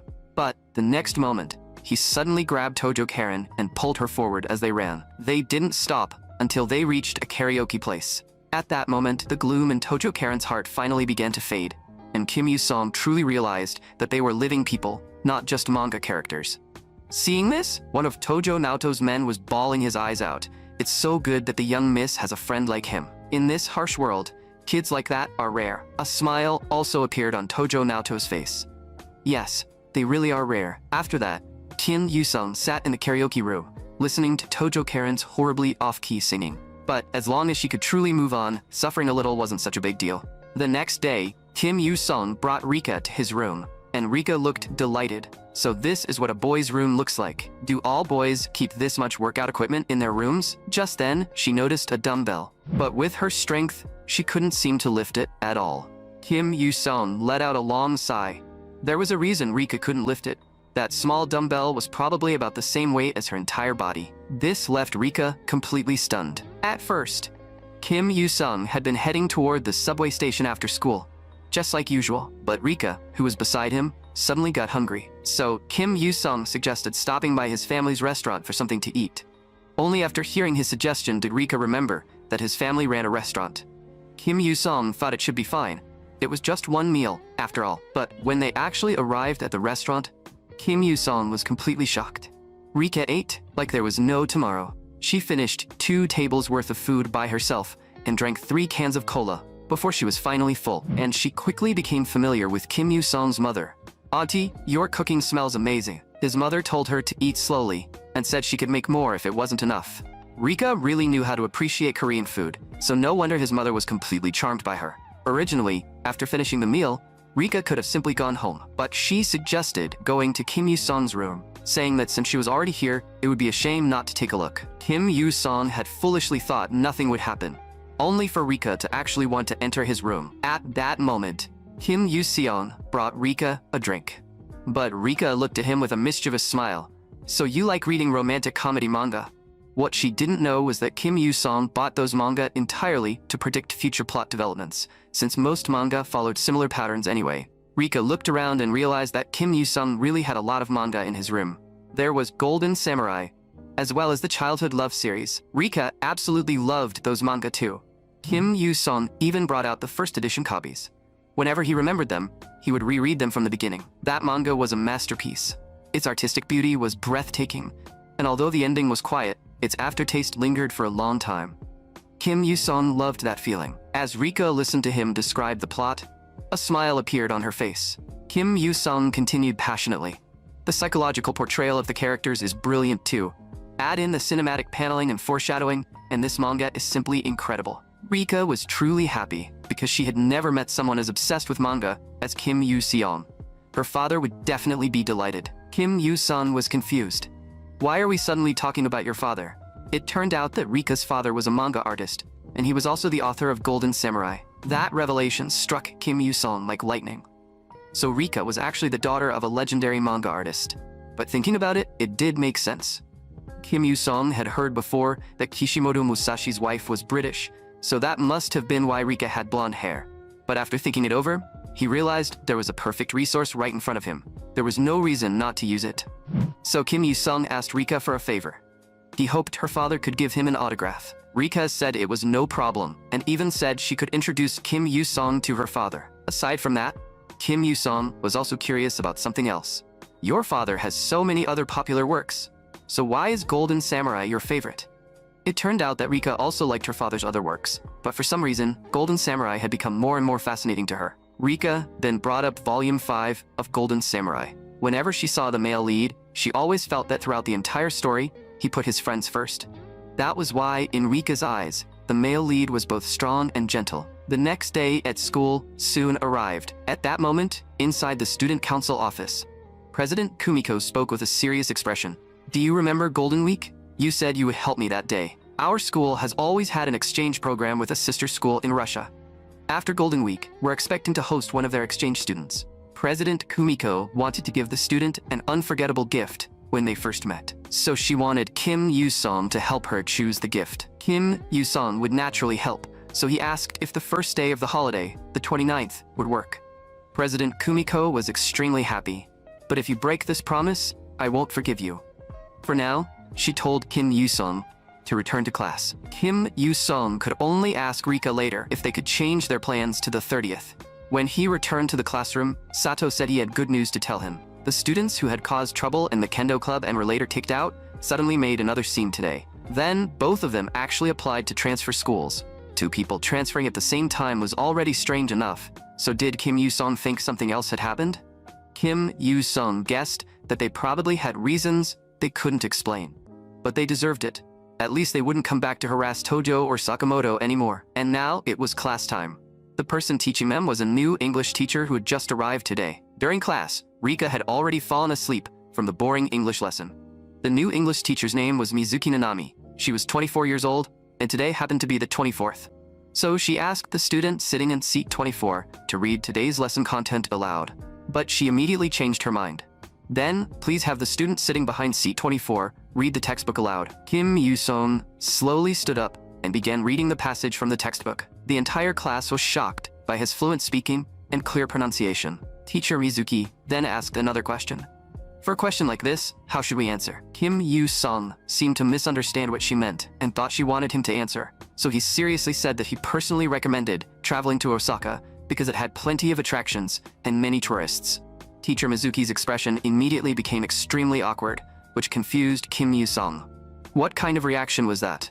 But Teacher Mizuki didn't dare say much and simply said his answer was practically perfect. After sitting down, Kim Yu-sung kept thinking about her expression.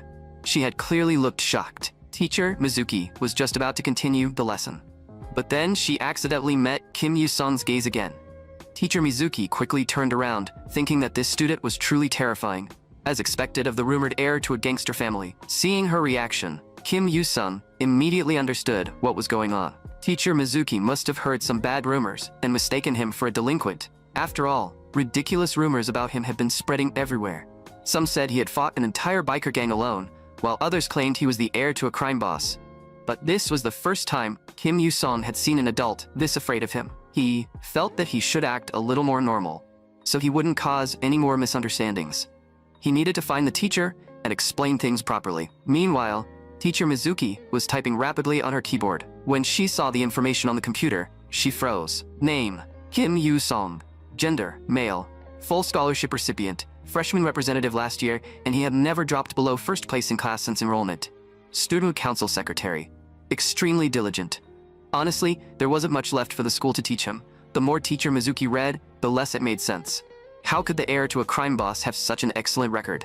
This made her feel that something was even more wrong. Could he have been pretending to be a good student this entire time, to fool everyone? Just then, a chill suddenly ran down Teacher Mizuki's spine. Kim Yu-sung was looking at her with a smile. Hello, my name is Kim Yu-sung. Teacher Mizuki jumped in fright. Oh, Kim, you're here. Please sit down. I definitely wasn't looking into your records or investigating your background.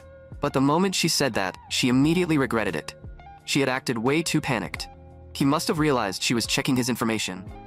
She felt like she was about to be dragged away by gangsters. In truth, Kim Yu-sung had come to ask the teacher about career counseling. Teacher Mizuki forced herself to stay calm and put on a smile.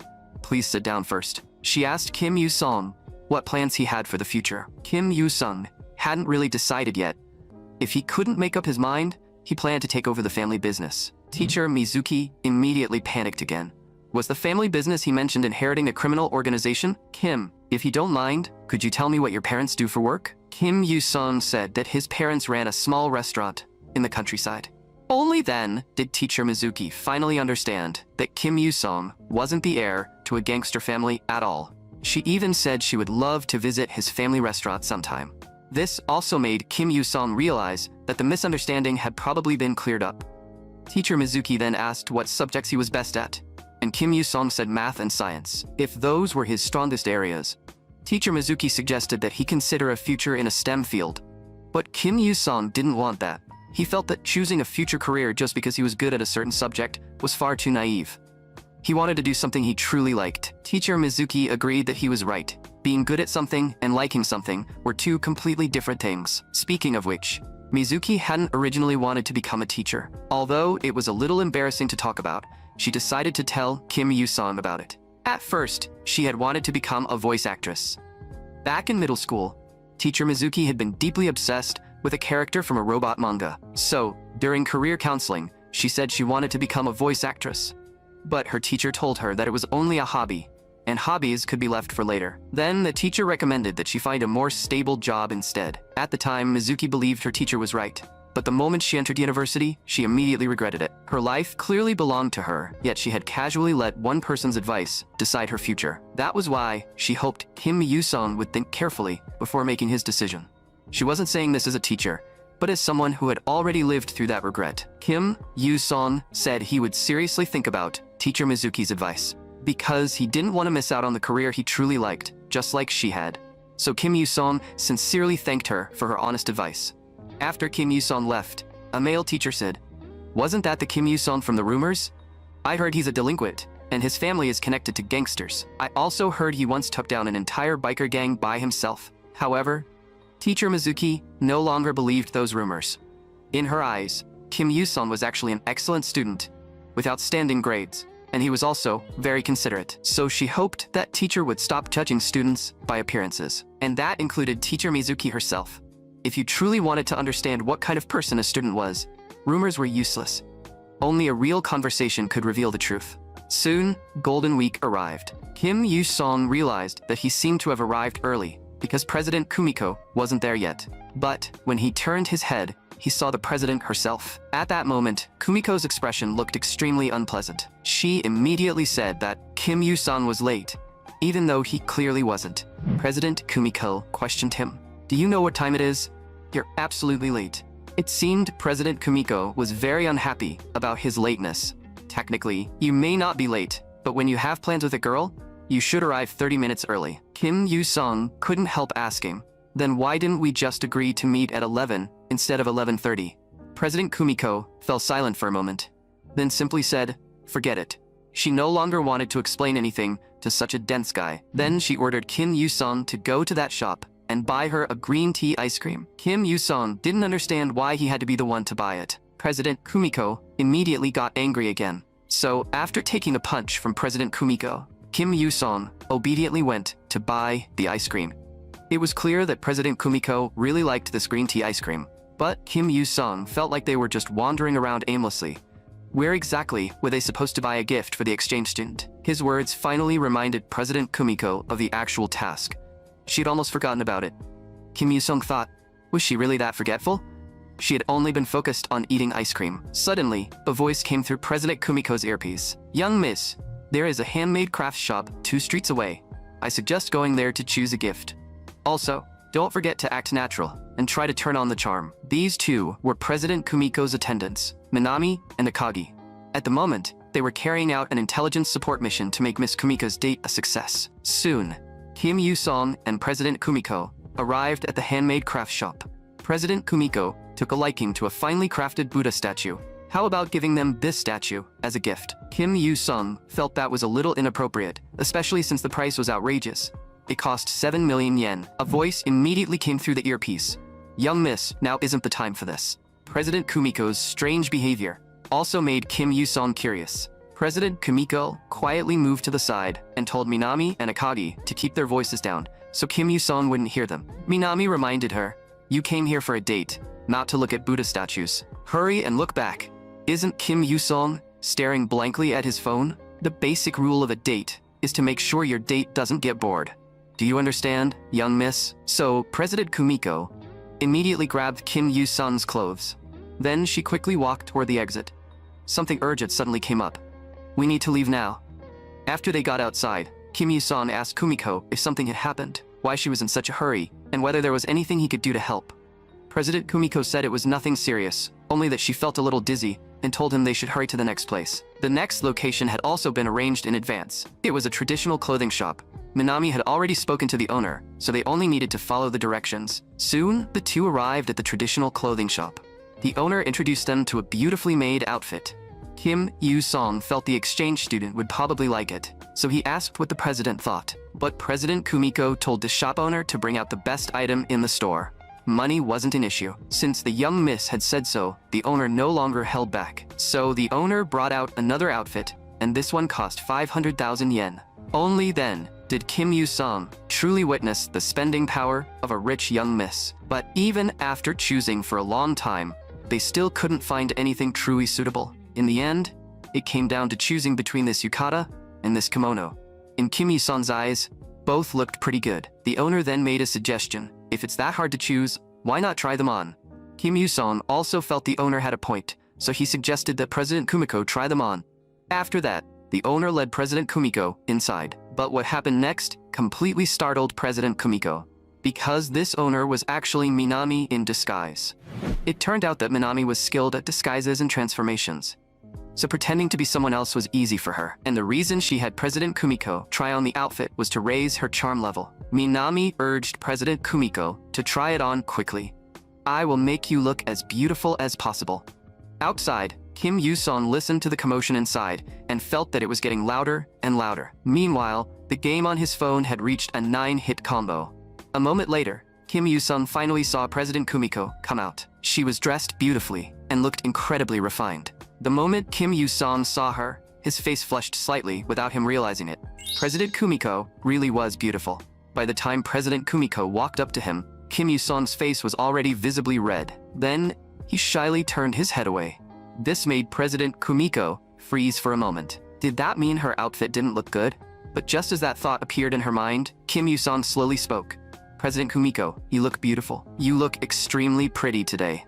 And this outfit suits you really well." Kim Yu-song's compliment made Kumiko's body tremble slightly. Then she immediately slipped back into her tsundere act. "When I actually try, of course I look beautiful." After that, she happily went back to try on another outfit and told Kim Yu-song to wait there. Kim Yu-song told her to take her time. Once the door closed, Kumiko's heart still couldn't calm down.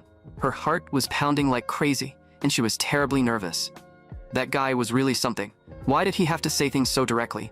As she kept thinking about it, even the area behind Kumiko's ears turned red, and she no longer knew how to face Kim Yu-song. After leaving the shop, Kim Yu-song and President Kumiko walked side by side down the street, drawing plenty of attention. After all, President Kumiko was already eye-catching just from her looks. And on top of that, Kim Yu-song's huge frame was walking beside her. Kim Yu-song glanced at the two men in black behind them. From what he had seen, those two had already appeared several times. They were probably just a couple taking selfies. Kumiko guiltily pulled Kim Yu-song away. Only after the two of them walked farther away did the two men in black finally let out a breath of relief. That was close. We were almost discovered. Next time, we need to get a better angle. These are the photos the young miss asked for. I can't believe he's actually managed to win her favor. By the way, is there a restroom nearby? We're on a mission. Hold it in. After that, Kim Yu-song brought Kumiko to the ramen shop he visited most often. He told Kumiko to look at the menu first, while he went to the restroom. But at the same time, Akagi's stomach suddenly started hurting badly. The pain made him bend over on the spot, as if an army of horses were charging through his stomach. It had to be the ice cream from earlier. Minami saw this, and told him to hurry up and go. Hearing that, Akagi immediately limped toward the restroom. After unleashing absolute havoc in the stall, Akagi shakily held onto the restroom door and let out a long breath, feeling that he had finally been saved. But when he looked up, he saw Kim Yu-song standing in front of the sink, staring straight at him through the mirror. "Vice President, what are you doing here?" Akagi pointed at Kim Yu-song with a trembling finger, never expecting to be discovered just because he went to the restroom. Hearing footsteps, Kumiko turned around. "You're back?" But the first thing she saw was the two subordinates, who were supposed to be carrying out the mission she had assigned. "President Kumiko, I happened to run into them, so I brought them along for lunch. You don't mind, right?" "I don't mind." What a coincidence. But inside, Kumiko was panicking. They absolutely couldn't expose her. Kumiko never expected her wonderful date to suddenly turn into a student council meal. "President, that idiot went to the restroom and got caught. For now, let's just act like we happened to run into them." A little while later, several steaming bowls of ramen finally arrived. Kim Yoo-sung watched Kumiko stare at the ramen for a long time without picking up her chopsticks and wondered if she had never eaten ramen before. Is this your first time eating ramen? Yes, I've mostly only seen it on TV. It seemed that commoner food like this was a part of Kumiko's usual diet at all. Kumiko carefully tasted a sip of the broth and slowly savored it. Then she suddenly realized that it tasted surprisingly good. Seeing that Kumiko liked it, Kim Yoo-sung felt much more relieved. He let out a breath and smiled. After finishing their meal, the group went to an arcade. The rabbit plush slipped off the claw again. Kumiko couldn't help letting out an angry scream. She had been so close to getting that cute plushie. Meanwhile, Kim Yoo-sung and Vice President Akagi were frantically moving the joysticks in front of an arcade machine. After Akagi KO'd Kim Yoo-sung once again, he burst into mocking laughter. Looks like the rumors about Koreans being good at games are fake. Kim Yoo-sung instantly got angry. Akagi had really crossed the line this time.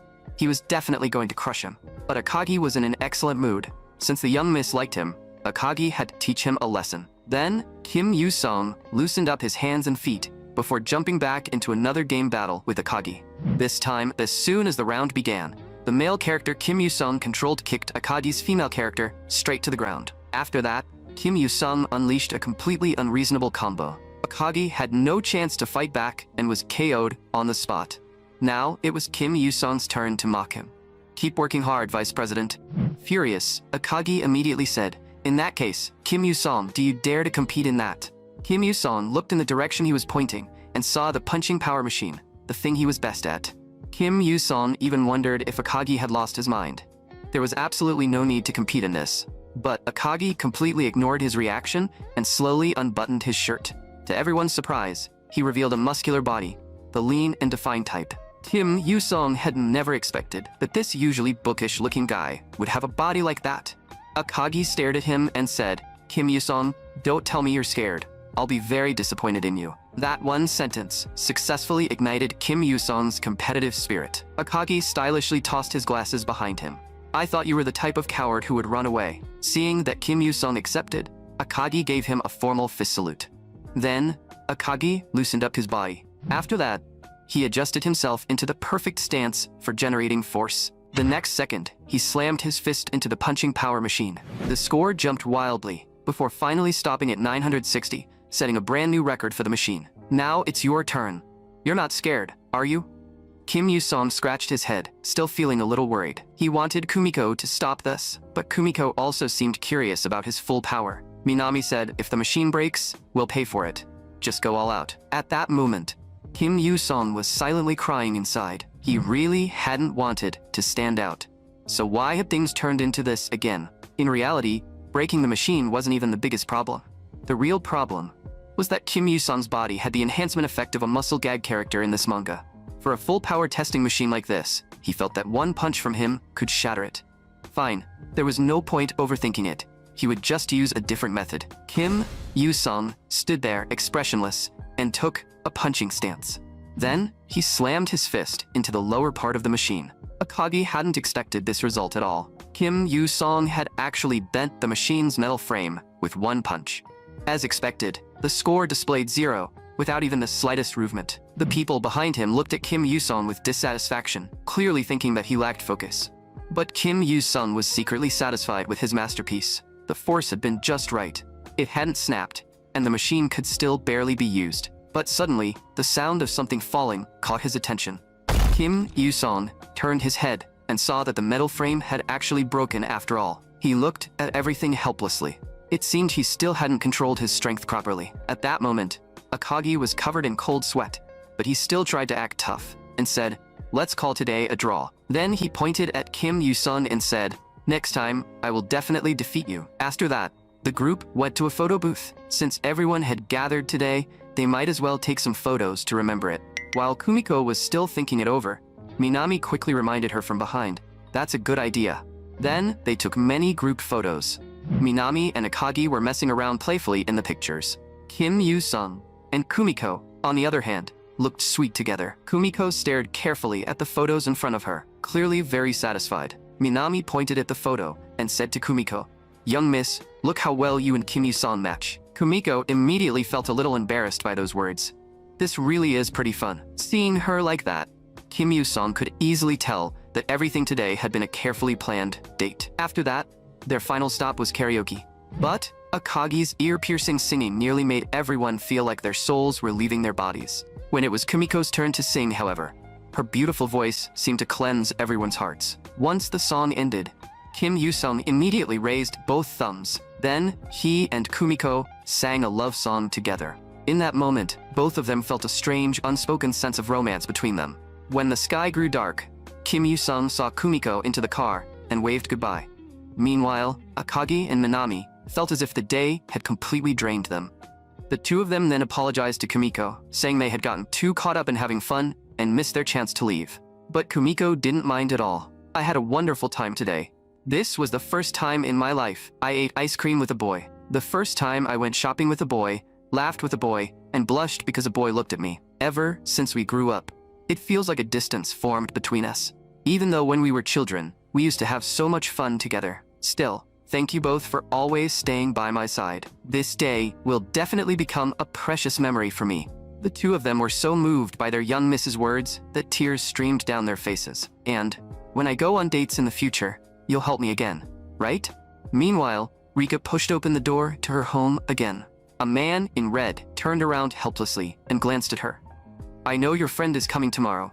You've already told me over a dozen times. I'm looking forward to meeting your friend too." This person was Rika's father. The next day, Kim Yoo-sung arrived at Rika's house as promised. Her father had been waiting at the entrance to greet him. Kim Yoo-sung instantly broke into a cold sweat. After all, who could stay calm when their idol personally came out to welcome them? "Hello, Kishimoto-sensei. So you're Yoo-sung. You really do look like a manga protagonist." Standing in front of Kishimoto-sensei, Kim Yoo-sung didn't dare relax for even a second, because the man before him was the legendary god of manga, Kishimoto Musashi. "Come inside first.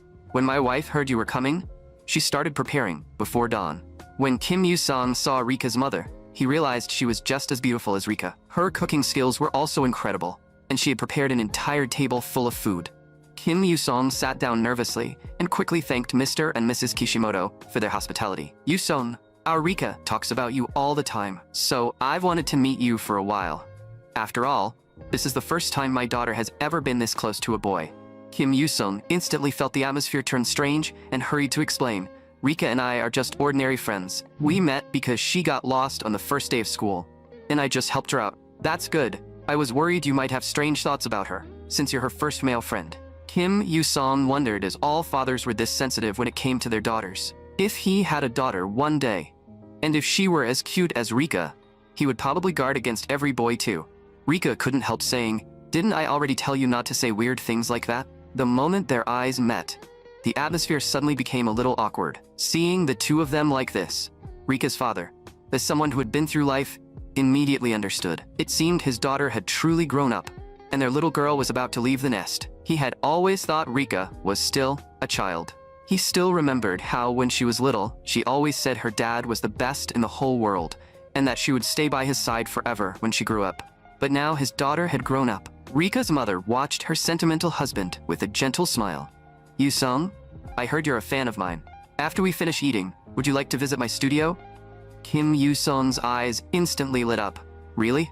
If it's not too much trouble?" What he didn't expect was that after the meal, he not only got to visit the studio, but also received Kishimoto-sensei's autograph. After that, Rika brought Kim Yoo-sung to her room. The moment Kim Yoo-sung looked around, he realized it was practically a manga library. Rika looked extremely proud of it. Then, she turned and walked out of the room. "Stay here for a bit. I'll go get some tea and snacks. Don't touch anything randomly, or I'll get mad." Kim Yoo-sung quickly nodded. Honestly, this was Kim Yoo-sung's first time entering a girl's room, so it felt a little awkward. He was just about to play a game while waiting for Rika to come back. But then Rika's mother walked in. "Yoo-sung, from now on, just call me Maria." Although she said that, Kim Yoo-sung still felt that calling his friend's mother by her first name was a little inappropriate. Then, Maria pulled out a photo album from behind her and said it was Rika's childhood album. Right after that, she started introducing the photos one by one. This was Rika at 1 year old, and this was her at 2 years old. But suddenly, Kim Yoo-sung saw a photo of Rika at a convention. At that moment, he was completely convinced that Rika really was the daughter of a manga artist. Even this kind of dark past seemed hereditary. "Yoo-sung, look. This is my daughter's true dark past." In the photo, Rika was dressed in a gothic style. But Kim Yoo-sung thought the photo actually looked extremely cool. Just then, Rika walked in with the drinks and snacks, and her entire body began trembling. Don't tell me he saw those photos. Maria simply smiled and nodded. Rika quickly grabbed Kim Yoo-sung and insisted that she would never dress like that again.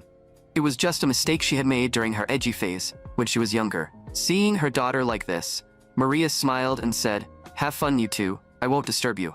Rika angrily shouted, "Mom, don't come in again."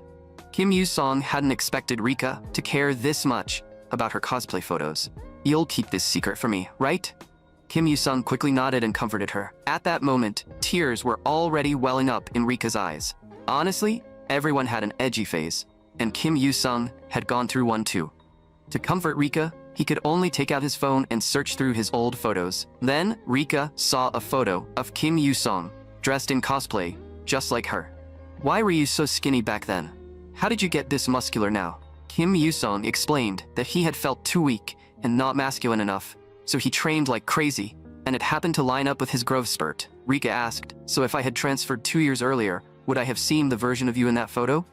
Kim Yoo-sung asked back directly, "Then don't you like the current me?" He had only said it casually, but Rika blurted out, "I really like the current you." Realizing what she had just said, Rika quickly covered her mouth. As their eyes met, the atmosphere between them suddenly turned strangely intimate. Kim Yoo-sung and Rika could both clearly feel each other's heartbeat.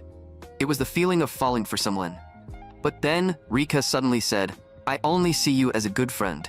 Kim Yoo-sung also came back to his senses. "Right, we're good friends." But by then, the atmosphere in the room had become extremely awkward. After that, Kim Yoo-sung broke the silence first. "I should thank you. Because of you, I got Kishimoto-sensei's autograph." Rika said, "You don't need to be so polite with me. You're always welcome at my house." Kim Yoo-sung nodded. "I will. I'll definitely come again." Smiles finally returned to both of their faces. When the sky grew dark, Kim Yoo-sung said goodbye to Rika and told her he should head home. "By the way, you said you were going on a trip with your family. Where are you going?" Hearing that, Rika immediately smiled. "Hawaii." Kim Yoo-sung said, "Have a good trip.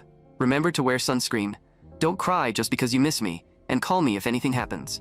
Rika asked curiously, "If I actually call you, how exactly are you planning to get to Hawaii?" An image immediately appeared in Kim Yoo-sung's mind of himself turning into an elite swimmer and swimming all the way there. But he still said, "I'll just buy a plane ticket when the time comes." Rika looked at him with a smile. After taking a few steps, Kim Yoo-sung turned back and said, "Rika, see you at school." Then he headed toward the station. Rika watched his back, and her mood suddenly sank. Scenes from when they first met began replaying in her mind. Back then, they had sat together on a bench and eaten bento boxes. They had read manga together and worked together for Tojo Karen's sake. And whenever the train was crowded, Kim Yoo-sung would firmly protect her. She also remembered the fluttering feeling in her heart when they held hands for the first time. Then Rika quietly encouraged herself. "Come on, Rika."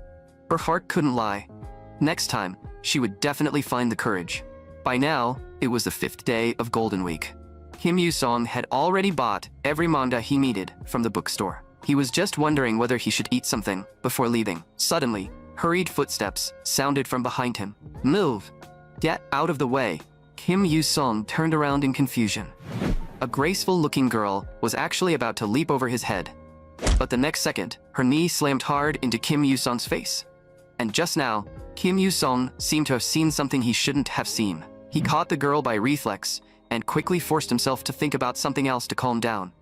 After coming back to her senses, the girl immediately turned to look into the distance. Far away, several figures were running toward them. Before Kim Yoo-sung could even understand what was happening, the girl grabbed his hand and pulled him away, completely ignoring his questions. Seeing the direction she was running, Kim Yoo-sung immediately said, "Where are you going? That's a dead end." Then he stopped caring about the situation, grabbed her hand instead, and ran in another direction. They went straight to the ramen shop he had been planning to eat at. The two hid behind the window and watched the group continue chasing forward. Once those people were finally gone, the girl let out a long breath. "Thank you for helping me," Kim Yoo-sung said helplessly. "Why did you drag me into this? Can you at least tell me why they were chasing you?" The girl said, "Let's sit down first. My name is Sasha." Seeing this, Kim Yoo-sung could only sit down too. That Sasha kept talking to him about unrelated things. Kim Yoo-sung immediately told her to stop changing the subject, but Sasha said the situation was complicated and hard to explain. The moment he heard that, Kim Yoo-sung stood up and turned to leave. Then good luck running away. Wait, when a pretty girl asks for help, isn't a guy supposed to help without asking questions? Kim Yoo-sung sighed. That isn't common sense. Seeing that Kim Yoo-sung was still about to leave, Sasha quickly said, I'll hire you. I'll pay you. Then she pulled several thick stacks of cash out of her bag. Kim Yoo-sung immediately turned around and shook her hand. Pleasure doing business with you. With this money, I can buy a lot more manga. At that moment, Sasha seemed to accept her situation and took off the hat on her head, revealing long blue hair. She said her father was a fairly famous person in Russia, so those people were probably trying to kidnap her. The moment Kim Yoo-sung saw that long blue hair, he immediately remembered one of the heroines from this manga, an extremely popular character from Russia. Sasha said Kim Yoo-sung only needed to protect her until 7 in the evening. After that, she would figure things out herself. Then she even asked if there was anywhere fun nearby. Kim Yoo-sung hadn't expected someone being chased like this to still be in the mood for sightseeing. Sasha explained that as long as they stayed in crowded places, those people wouldn't dare act recklessly. She was one of the popular characters from the original story, a Russian heroine whose full name was Alexandra Ivanovna Romanova, usually called Sasha. According to the original plot, her first appearance should have involved meeting the male lead, Ryuji. But for some reason, she had met Kim Yoo-sung first. Maybe this was something that happened before her main storyline began. Kim Yoo-sung didn't know why this heroine was being chased, nor did he know whether it was appropriate for him to get involved. Originally, he had been indignant that Sasha tried to buy him off with money. That was basically an insult. The problem was, she had offered far too much money for him to refuse. Since he had already accepted the job, he only needed to hold out for 6 hours, until 7 in the evening. Sasha's eyes never left Kim Yoo-sung. From the moment she first saw him, she felt that he was strong. She trusted her own judgment. This guy could definitely help her survive the next 6 hours. Let's go. If we stay in one place too long, we'll be exposed.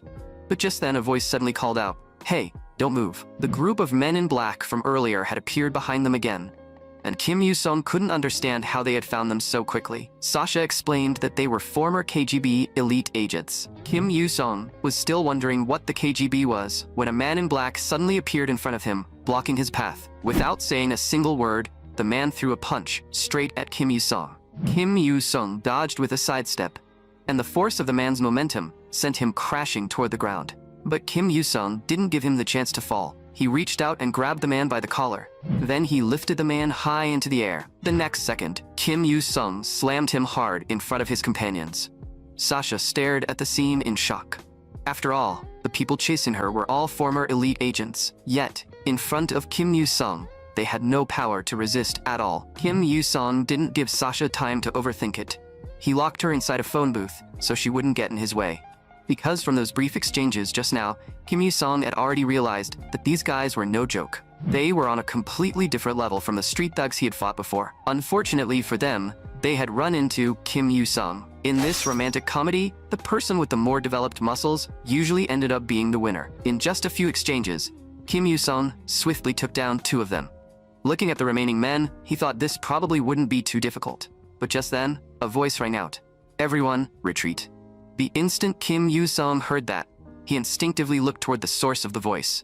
But at that moment, a burly man suddenly charged out and slammed a powerful shoulder check into Kim Yoo-sung's chest. For the first time, Kim Yoo-sung felt his chest hurt this badly. No one had ever dealt this much damage to him before. When the other men in black saw the newcomer, they immediately lowered their heads. Captain Boris. Kim Yoo-sung had no idea who this huge guy was, yet the man had attacked him without saying a word. That blow hurt so much that Kim Yoo-sung dropped to one knee, but when he looked at the man's muscular body, he started to feel uncertain. If he was facing someone like this, he had no idea whether his romantic comedy muscle buff would still work. Meanwhile, Sasha was locked inside the phone booth, frantically pounding on the glass and shouting something. In her mind, everything was already over, because no matter how strong Kim Yoo-sung was, she didn't believe he could defeat Captain Boris. Kim Yoo-sung sighed. As expected, this money wasn't going to be easy to earn. He also had no idea whether more pursuers were coming, so it would be better to end this quickly. The next second, Kim Yoo-sung stomped forward and charged. His large hands shot straight toward Boris's head, and the speed nearly caught Boris off guard. Kim Yoo-sung planned to use that moment of carelessness to introduce Boris's head directly to the ground. Boris was shocked. If if he hadn't instantly grabbed Kim Yu-sung's hand and reduced part of the force. That one move would have been enough to take him out of the fight. Kim Yu-sung hadn't expected this man's reaction speed to be so fast, and his strength was just as terrifying. He actually forced Kim Yu-sung's hand away from his head. Boris grabbed Kim Yu-sung's hand and shoved him forward, making him stagger. Then he immediately threw a punch straight at Kim Yu-sung's cheek. Damn it, that hit really hurt. This man's combat experience and technique were the strongest Kim Yu-sung had encountered so far. And judging from the way Boris was holding him, was he about to put Kim Yu-sung in a guillotine choke? Kim Yu-sung's worry was correct. He tried to lift Boris with raw strength, but the man still refused to release his hand. Kim Yu-sung had already realized that his joint was locked in place, and that instantly awakened the ferocity inside him. The earlier strike had hurt, but it hadn't truly injured him. This time, however, if he wanted to subdue this man, he would probably have to pay a real price. Kim Yu-sung suddenly exploded with force, and risking a dislocated joint, slammed Boris hard into the ground. That impact made Boris let out a painful groan. Sasha wanted to stop everything, but her voice couldn't get out of the phone booth. The other men in black stared in shock, because in their memory, their captain had never looked this miserable before. After that strike, Boris completely lost the ability to keep fighting. Kim Yu-sung cursed inwardly. This guy was seriously a pain. Joint damage could affect his muscles, which meant he might not be able to go to the gym for a while. After Sasha kept pounding on the glass, the phone booth door was finally opened. She could hardly believe that Kim Yu-sung had actually defeated Boris. In that moment, she finally seemed to truly understand just how strong Kim Yu-sung was. Meanwhile, somewhere else, a mysterious man picked up the phone. A trembling voice came from the other end. "Sir, Captain Boris has been defeated." "Boris? That's impossible. There shouldn't be anyone in Japan capable of defeating him." The voice said it was an Asian man around 190 centimeters tall, with messy black hair. The mysterious man's voice darkened. "Don't tell me it's that guy, Black Yaksha." At the same time, videos of Kim Yu-sung fighting had already spread across the dark web. Everyone believed he was Black Yaksha. People were all discussing why the man once known as the strongest mercenary of the underground world had suddenly vanished years ago. His rise to fame began when Ivan wanted to find a worthy opponent, so in 1999, he held the Fist God tournament and welcomed fighters from all over to challenge him. It was then that Fuma Kotaro, the man later known as Black Yaksha, appeared like a comet. He stormed into the finals and became a legend. Yukika slowly closed her laptop and fell into deep thought. Could this be true? Had that Fuma Kotaro really appeared again? Then, she stepped outside and looked into the distance, lost in thought. Meanwhile, Sasha brought Kim Yu-sung to a maid cafe. Seeing the curious look on Sasha's face, Kim Yu-sung was instantly speechless. He asked, in confusion, "This is the must-visit place you were talking about?" Sasha answered as if it were obvious. "Of course. If you come to Japan, you have to visit a maid cafe." After that, a waitress led them to their seats. Only after the waitress left did Kim Yu-sung let out a long breath. Being called master over and over really made him uncomfortable. Kim Yu-sung couldn't understand how Sasha could be this relaxed when she was clearly being hunted. But he had already taken the money, so there was nothing he could do. And strangely, there wasn't a single bit of news online. Sasha explained that it might be because of an electromagnetic pulse. When agents from EE Company carried out a mission, they would release an electromagnetic pulse first to disable all nearby electronic devices. And that company was a Russian weapons company. "Hello, I'm this cafe's star cat girl maid."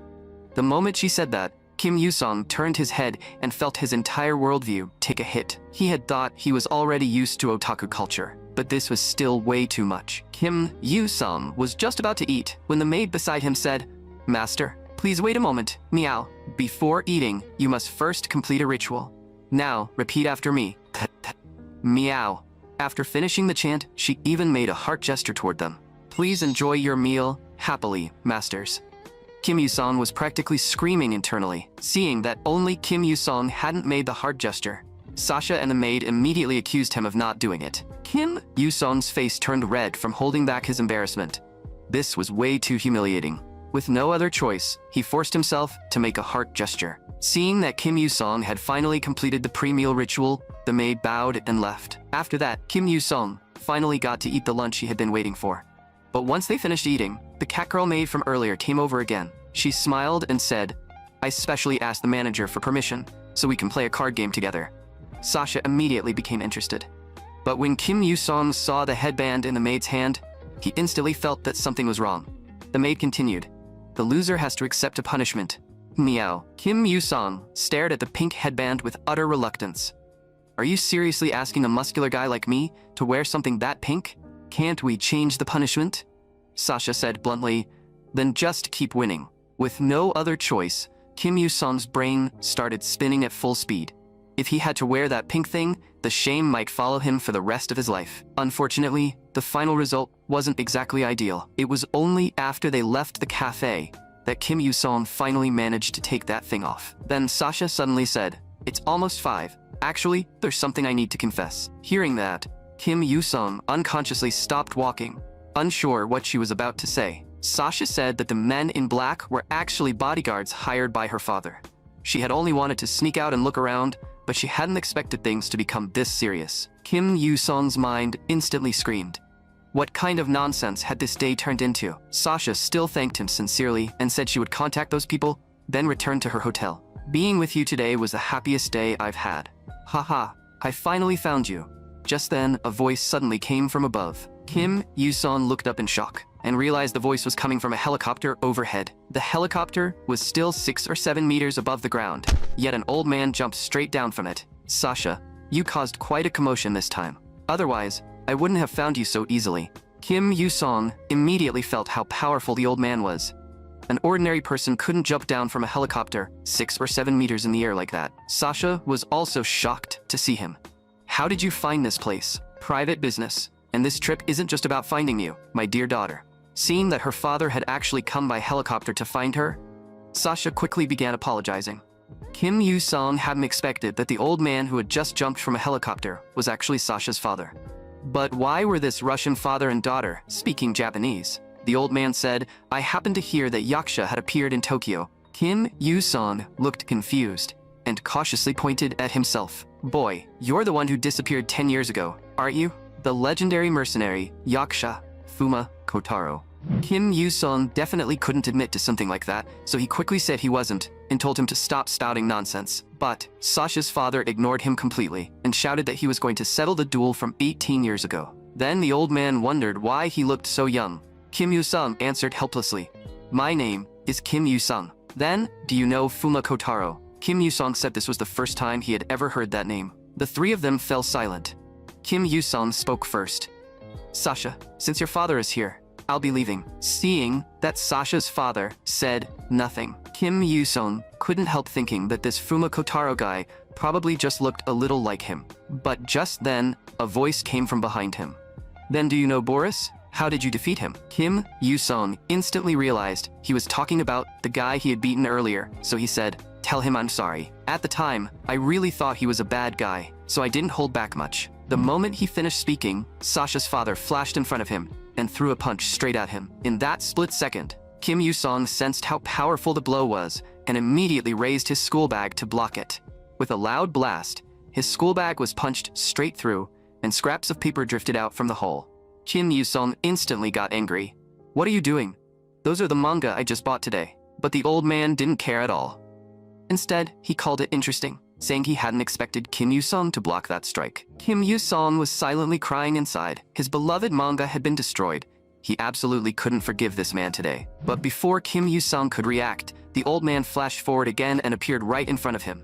Kim Yu-sung barely managed to raise his arm in time to block the attack. The force behind that fist was more than twice as strong as Boris's. Seeing that he still hadn't taken Kim Yu-sung down, the old man stepped back and began gathering power. Then he suddenly kicked straight toward Kim Yu-sung's face. The tremendous force drove Kim Yu-sung back several steps. Seeing that he still hadn't fallen, the old man took off his coat and threw it aside. Kim Yu-sung immediately shouted, What exactly are you trying to do? I'm only holding back because you're Sasha's father. But the old man showed no intention of stopping. Because you are an extraordinary genius. An ordinary person with no formal training defeated my royal guard captain, Boris. That should be impossible, unless I see it with my own eyes. Show me what you can do, and prove that you are a once-in-a-century genius. Although Kim Yu-sung hadn't been truly injured yet, the pain of each solid hit was impossible to ignore. So boy, come under my command. I can make your talent fully bloom. At that moment, Kim Yu-sung finally understood that this wasn't an ordinary romantic comedy world at all. A line like that was something you only heard in a shonen battle manga. At first, every part of the story had proven that this was definitely a romantic comedy manga. But ever since Kim Yu-sung came to this world, he had trained his muscles every day. And he had kept fighting all kinds of people. At first, he thought he was just a muscle gag character who had gained absurd superhuman strength. But now, there was only one conclusion. This manga had changed direction, turning from a romantic comedy into a battle manga. Before he transmigrated, he hadn't fully read the manga, but he knew it had still been ongoing. Had the author finally surrendered to rankings and editorial pressure, then shifted the story into a battle series? If that was true, then from now on, dangerous people like this would keep appearing around Kim Yu-sung, and even his life would be at risk. Boy, join us. Whatever you want. Houses, cars, we'll provide it. Kim Yu-sung blocked the old man's next strike again. Then a smile appeared at the corner of his mouth, because he had already thought of a solution. He rejected the old man's offer directly. Because if this story had really turned into a battle manga, then no matter how strong the enemies became, one day, they were all destined to lose to the protagonist. So, as long as he stayed close to the male lead, Ryuji, he would be safe. After hearing Kim Yu-sung's answer, the old man threw another punch at him. Kim Yu-sung instantly sensed how terrifying this punch was. Before he could fully react, the blow slammed hard into his stomach. Blood sprayed from Kim Yu-sung's mouth. He finally realized that in this moment, the old man truly intended to kill him. Kim Yu-sung had originally planned to hold back because the man was Sasha's father, but at that instant, his eyes moved rapidly and suddenly spotted an opening. The next second, he punched straight toward the old man's cheek. That strike left the old man frozen in place, unable to speak for a long time. It was the first time in his life that someone had punched him in the face, and a faint red mark still remained on his cheek. But before Kim Yu-sung could react, the old man backhanded him across the face. Then he grabbed Kim Yu-sung by the face and lifted him clean off the ground. Boy, I'll teach you something. When your fist hits someone, no matter who your opponent is, you should strike with the resolve to kill them. Kim Yu-sung gasped for breath. For the first time, he truly experienced the feeling of surviving by a hair's breadth. That pressure was beyond words. Then, Sasha's father's voice slowly drifted over. This is the Imperial Secret Art. Right after that, seeing that Kim Yu-sung's stamina seemed to have recovered a little, he raised his fist and attacked again. Kim Yu-sung had no power to fight back, and he didn't understand what those words meant. His eyes couldn't even keep up with the man's fists. Sasha kept trying to stop him, but her father showed no intention of stopping. Don't interrupt, Sasha. This boy must come with me. Kim Yu-sung wanted nothing more than to beat this hateful old man down, but he simply couldn't do it. Boy, if you do not want to die, become my subordinate. I will personally train you. At this point, Sasha's father was becoming more and more shocked as they fought, as expected of someone who had defeated Boris. Meanwhile, Kim Yu-sung kept cursing the author in his heart. How had this manga become this over the top? When he first came to this world, he might not have been used to it, but now he had already come to see this place as everything he had. There were so many people here that he cared about. Giving them up was impossible. Taking advantage of the moment, Sasha's father lost focus. Kim Yu-sung suddenly threw a punch toward his face, but the man merely tilted his head to the side and dodged it with ease. At that moment, the more Sasha's father looked at Kim Yu-sung, the more he liked him. He had never trained, yet he possessed this kind of strength, and his conviction was firm. The next second, he turned and punched straight toward Kim Yu-sung's face. Against his attacks, Kim Yu-sung had no solution at all. Seeing this, Sasha couldn't help worrying about Kim Yu-sung. Every attack Kim Yu-sung launched was easily dodged, but every attack from the old man landed with frightening precision. Kim Yu-sung felt that even 10 Borises combined wouldn't be a match for this old man. Their strength was on completely different dimensions. Seeing that Kim Yu-sung had not stood up for a long time, Sasha quickly stepped between them. Father, I only hired him. Why do you have to go this far? But Sasha's father grabbed her by the back of her collar. Then he threw her hard in front of Kim Yu-sung. Kim Yu-sung struggled to raise his head and asked with a trembling voice, "You don't even care about your own daughter?" Then he forced himself to stand. At this point, his body was already in terrible condition. Sasha's father could also tell that he was at his limit. "You talk too much. It ends now." Then, he threw another punch straight toward Kim Yu-sung's temple. This strike was clearly meant to take his life. But right before it landed, Sasha's father's eyes suddenly sharpened, and he quickly changed the direction of his attack. 3 cold, gleaming throwing knives were now embedded in the ground. He recognized them immediately. They were Black Yaksha's shuriken. The next second, another hidden weapon grazed past his cheek.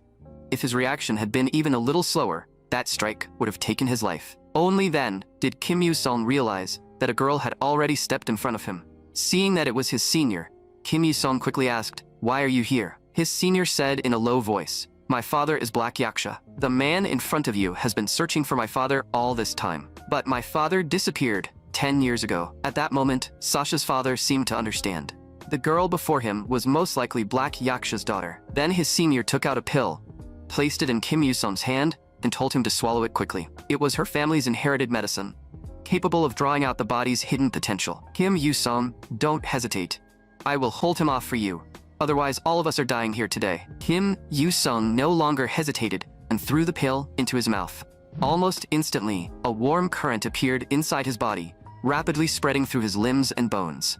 As the medicine's power continued to spread, Kim Yu-sung felt his chest become burning hot, as if a branding iron had been pressed against it. The scorching pain made him lose control, and he let out a roar that shook the surroundings. Sasha's father smiled when he saw Kim Yu-sung finally unleash his power. The surge of energy instantly reduced Kim Yu-sung's clothes to ash. He felt as though every shackle restraining his body had vanished. Sasha's father also sensed an overwhelming aura from him, one just as powerful as his own. The pill's effect on Kim Yu-sung had far exceeded even Yukika's expectations. But its power would last for only 5 minutes. Even Yukika had no idea whether Kim Yu-sung could defeat the man within that time. Sasha tried to intervene again, but Kim Yu-sung stopped her. As far as he was concerned, a man who would attack his own daughter was beyond forgiveness. Seeing Kim Yu-sung in this state, Sasha's father burst out laughing. He pointed at Kim Yu-sung. "Boy, remember this. No one cares about the excuses of the weak. The strong make the rules and hold the power. That's simply how the world works. If you want to become strong, defeat me here and now." In Kim Yu-sung's eyes, a massive tiger seemed to appear behind the man, roaring wildly at him. Sasha's father continued, "There's no need for empty bravado now. There's only one thing you need to do. Defeat me." When Kim Yu-sung remained still, Sasha's father attacked first and threw a punch straight at him. Kim Yu-sung hadn't expected that even in this empowered state, he would still be forced to react at the last second. The man's speed was still incredible, but Kim Yu-sung could finally track his movements. He twisted his body aside, causing the punch to miss. Kim Yu-sung immediately fired back with a punch, only for it to be blocked by the man's left forearm. Even so, the force drove Sasha's father several steps backward. He had never expected the blow to be so heavy. Kim Yu-sung pressed the attack, throwing punch after punch straight at the man's face. His speed had more than doubled, and his strength had increased dramatically. The pill had boosted him far beyond his expectations. Unable to tolerate being suppressed by a mere student, Sasha's father unleashed Imperial secret art, Griffin. His hand seemed to become a razor-sharp griffin talon as it tore toward Kim Yu-sung. Kim Yu-sung immediately raised his arm to block the attack, but the next instant the man's sharpened fingers pierced straight into his flesh. Kim Yu-sung's lips curled into a cold smile. "Got you." He used his wounded arm to lock down the man's movements. Then, he twisted his entire body and used the momentum to slam Sasha's father into the ground. Kim Yu-sung followed with a kick to the chest, sending him flying. He had put every ounce of his strength into that kick. Sasha's father could hardly believe he had lost like this, while the intense pain made his entire body tremble. Ivan, the head of the Russian Red Mafia, and the man hailed as the strongest in the world, had been defeated by a teenage boy. Even Yukika had never expected Kim Yu-sung to truly defeat this legendary figure. Sasha, however, was only worried about her father. After all, he had seemed determined to kill Kim Yu-sung just moments earlier, but now her father's life rested entirely in the boy's hands. Even Yukika had no idea what choice Kim Yu-sung would make. But when Kim Yu-sung simply began brushing the dust off his face, Yukika knew the matter was over. Sasha's concerned voice came from beside him. "Kim Yu-sung, are you okay?" Kim Yu-sung said he was fine, and that her father had been the one who insisted on fighting him. Sasha replied, "Then you should leave. I'll handle everything from here." Kim Yu-sung still looked concerned. "Can you handle it? I did beat your father pretty badly. My father isn't that petty. If anything happens, I'll contact you." But, in the next moment, Kim suddenly felt himself losing consciousness and collapsed backward. Yukika immediately caught him and explained to Sasha, "He probably exhausted too much energy. I'll get him out of here." Then, she warned Sasha, "You need to leave before people start gathering." Golden Week soon came to an end, and Kim Yu-sung returned to school. Perhaps because of the after effects of that battle, his entire body still felt weak and sore. Yet, he couldn't find a single mention of what had happened that day online or in the news, That eerie silence sent a chill down his spine.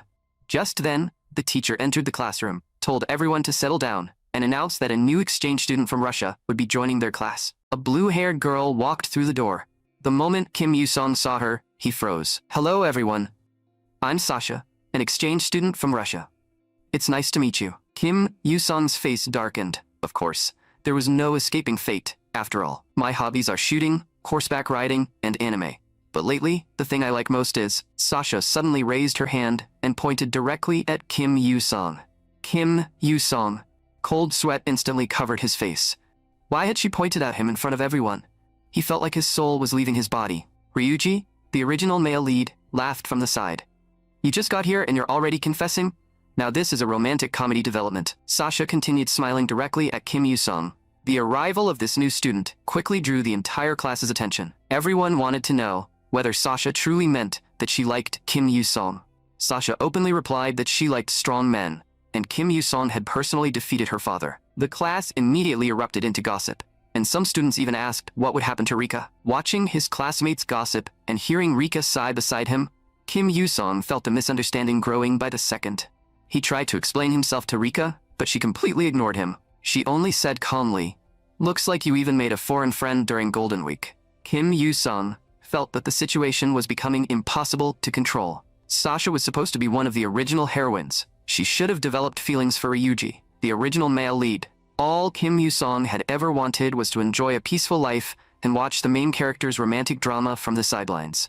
Just then, he heard someone calling out to him and Rika, so he instinctively turned around. It was Tojo Karen. "I came to hang out with you guys." Tojo Karen walked over and wrapped an arm around Kim Yu-sung. "It's been forever. How was your break?" But that gesture immediately stuck a nerve with Sasha. She pointed at Tojo Karen. "Could you stay away from him?" Tojo Karen instantly became angry. "Who are you? This is the first time we've even met, isn't it?" Sasha clung to Kim Yu-sung's arm and declared, "Kim Yu-sung is my boyfriend." Her words stunned both Kim Yu-sung and Tojo Karen. But Tojo Karen didn't believe a word of it. She pointed at Rika behind him. "She's Kim Yu-sung's girlfriend." The two girls immediately started arguing in the middle of the classroom, with neither willing to back down. Kim Yu-sung couldn't believe that he had somehow become not only Sasha's boyfriend, but Rika's boyfriend as well. Seeing the situation spiral out of control, Rika quickly pulled Tojo Karen away. "Kim Yu-sung and I are only friends." Tojo Karen didn't believe her explanation at all. But Rika's answer immediately made Sasha look smug. Seeing the triumphant look on Sasha's face, Tojo Karen gritted her teeth in frustration. While the two girls were arguing, a quiet, bookish girl wearing glasses walked over. "Kim Yu-sung, could I take a look at the notes you wrote during class?" Kim Yu-sung took out his class notes and handed them to her. But in the eyes of Tojo Karen and Sasha, that innocent exchange immediately looked suspicious. All three girls watched the class monitor walk away. Then, Rika leaned closer and whispered into Kim Yu-sung's ear. "Isn't the class monitor already a good student? I thought she was ranked in the top 10. Then, why did she borrow your notes?" Kim Yu-sung was speechless. "My grades are good too, you know." All three girls gave him looks of disbelief. "You seriously don't believe me? I'm ranked first in our entire grade." A nearby classmate laughed and admitted that almost no one believed Kim Yu-sung was ranked first. Even the students who had enrolled alongside him hadn't believed it at first. Everyone assumed that a guy as huge and muscular as him couldn't possibly be good at studying. The three girls clearly thought the same thing. To them, that assumption simply seemed more reasonable. Kim Yu-sung immediately became depressed and headed to the restroom, ignoring the voices calling after him. He couldn't understand what was wrong with these people. They all seemed to enjoy watching him get embarrassed. At that moment, all he wanted was to stay as far away from Sasha as possible. But when lunchtime arrived, the three girls continued following him and even sat down beside him. Kim Yu-sung screamed inwardly, "Why can't I get away from them?" No matter what anyone said, he firmly insisted that he didn't have a girlfriend. There was nothing else he could do. But the rest of the school clearly didn't see it that way. Everywhere he went, Kim Yu-sung heard people gossiping about him. Kim Yu-sung is so lucky. He has 3 beautiful girls following him. What they didn't know was that he was trapped in a terrifying harem war zone. Just then, an idea suddenly flashed through Kim Yu-sung's mind. Come to think of it, exams are coming up. Have you 3 studied for them? The mood of all 3 girls instantly plummeted, leaving them with no desire to keep arguing. Kim Yu-sung hadn't expected the subject to work so well. If anything, it had worked a little too well. Rika sighed while eating. "We really should have studied harder." The topic made all three girls start complaining. One struggled with history, while another couldn't handle classical Japanese. Seeing their miserable expressions, Kim Yu-sung couldn't help laughing. Then, he suggested, "Why don't you form a study group and help each other?" All three girls agreed. Since Tojo Karen's house was the most convenient, they decided to study there together. Kim Yu-sung's mood instantly improved. No one would be bothering him, and he already had plans of his own for the weekend. Time passed quickly, and the weekend arrived in the blink of an eye. Kim Yu-sung admired his newly arranged room, and the brand new exercise equipment immediately lifted his mood. This was the home he had always dreamed of. But just as he was about to test out the new equipment, the phone on his desk suddenly vibrated. It was still early in the morning, so who could possibly be calling him? The moment he heard the voice on the other end, Kim Yu-sung realized that his free time was about to disappear. He followed the instructions from the call and looked out the window. The next second, he saw a large group of people gathered below, with Rika standing among them and waving at him. But Rika was the only one smiling. Every other man in the group was staring at Kim Yu-sung as if they wanted to beat him senseless. Kim Yu-sung was completely confused. Why were all these men staring at him as if they had a blood feud against him? But when he reached the car, he realized that the driver looked strangely familiar. A memory flashed through his mind, and Kim Yu-sung immediately remembered beating this man down. Only then did he realize that the driver was Boris, the man Sasha called Uncle Boris. Seeing the bandages still wrapped around Boris's head, Kim Yu-sung instantly became uneasy. Sasha explained, "There's nothing I can do. No matter where I go, Uncle Boris always follows me." But Kim Yu-sung had beaten Boris badly. Was this man planning to get revenge? Boris then drove them to Tojo Karen's home. Tojo Karen and her father, Tojo Naoto, were already waiting outside to welcome them. As Kim Yu-sung looked at Tojo Naoto, he felt that the man seemed different from the last time they met. Kim Yu-sung and Rika bowed politely. Kim Yu-sung introduced himself. "Hello, my name is Kim Yu-sung." Tojo Naoto immediately smiled. "Welcome, welcome." Tojo Naoto rarely saw such a calm and composed young man, and he was surprised that Kim Yu-sung got along so well with his daughter. Kim Yu-sung truly was worthy of being the son-in-law he had chosen. Then, Tojo Naoto greeted the man beside them. "It's been a long time, Captain Boris.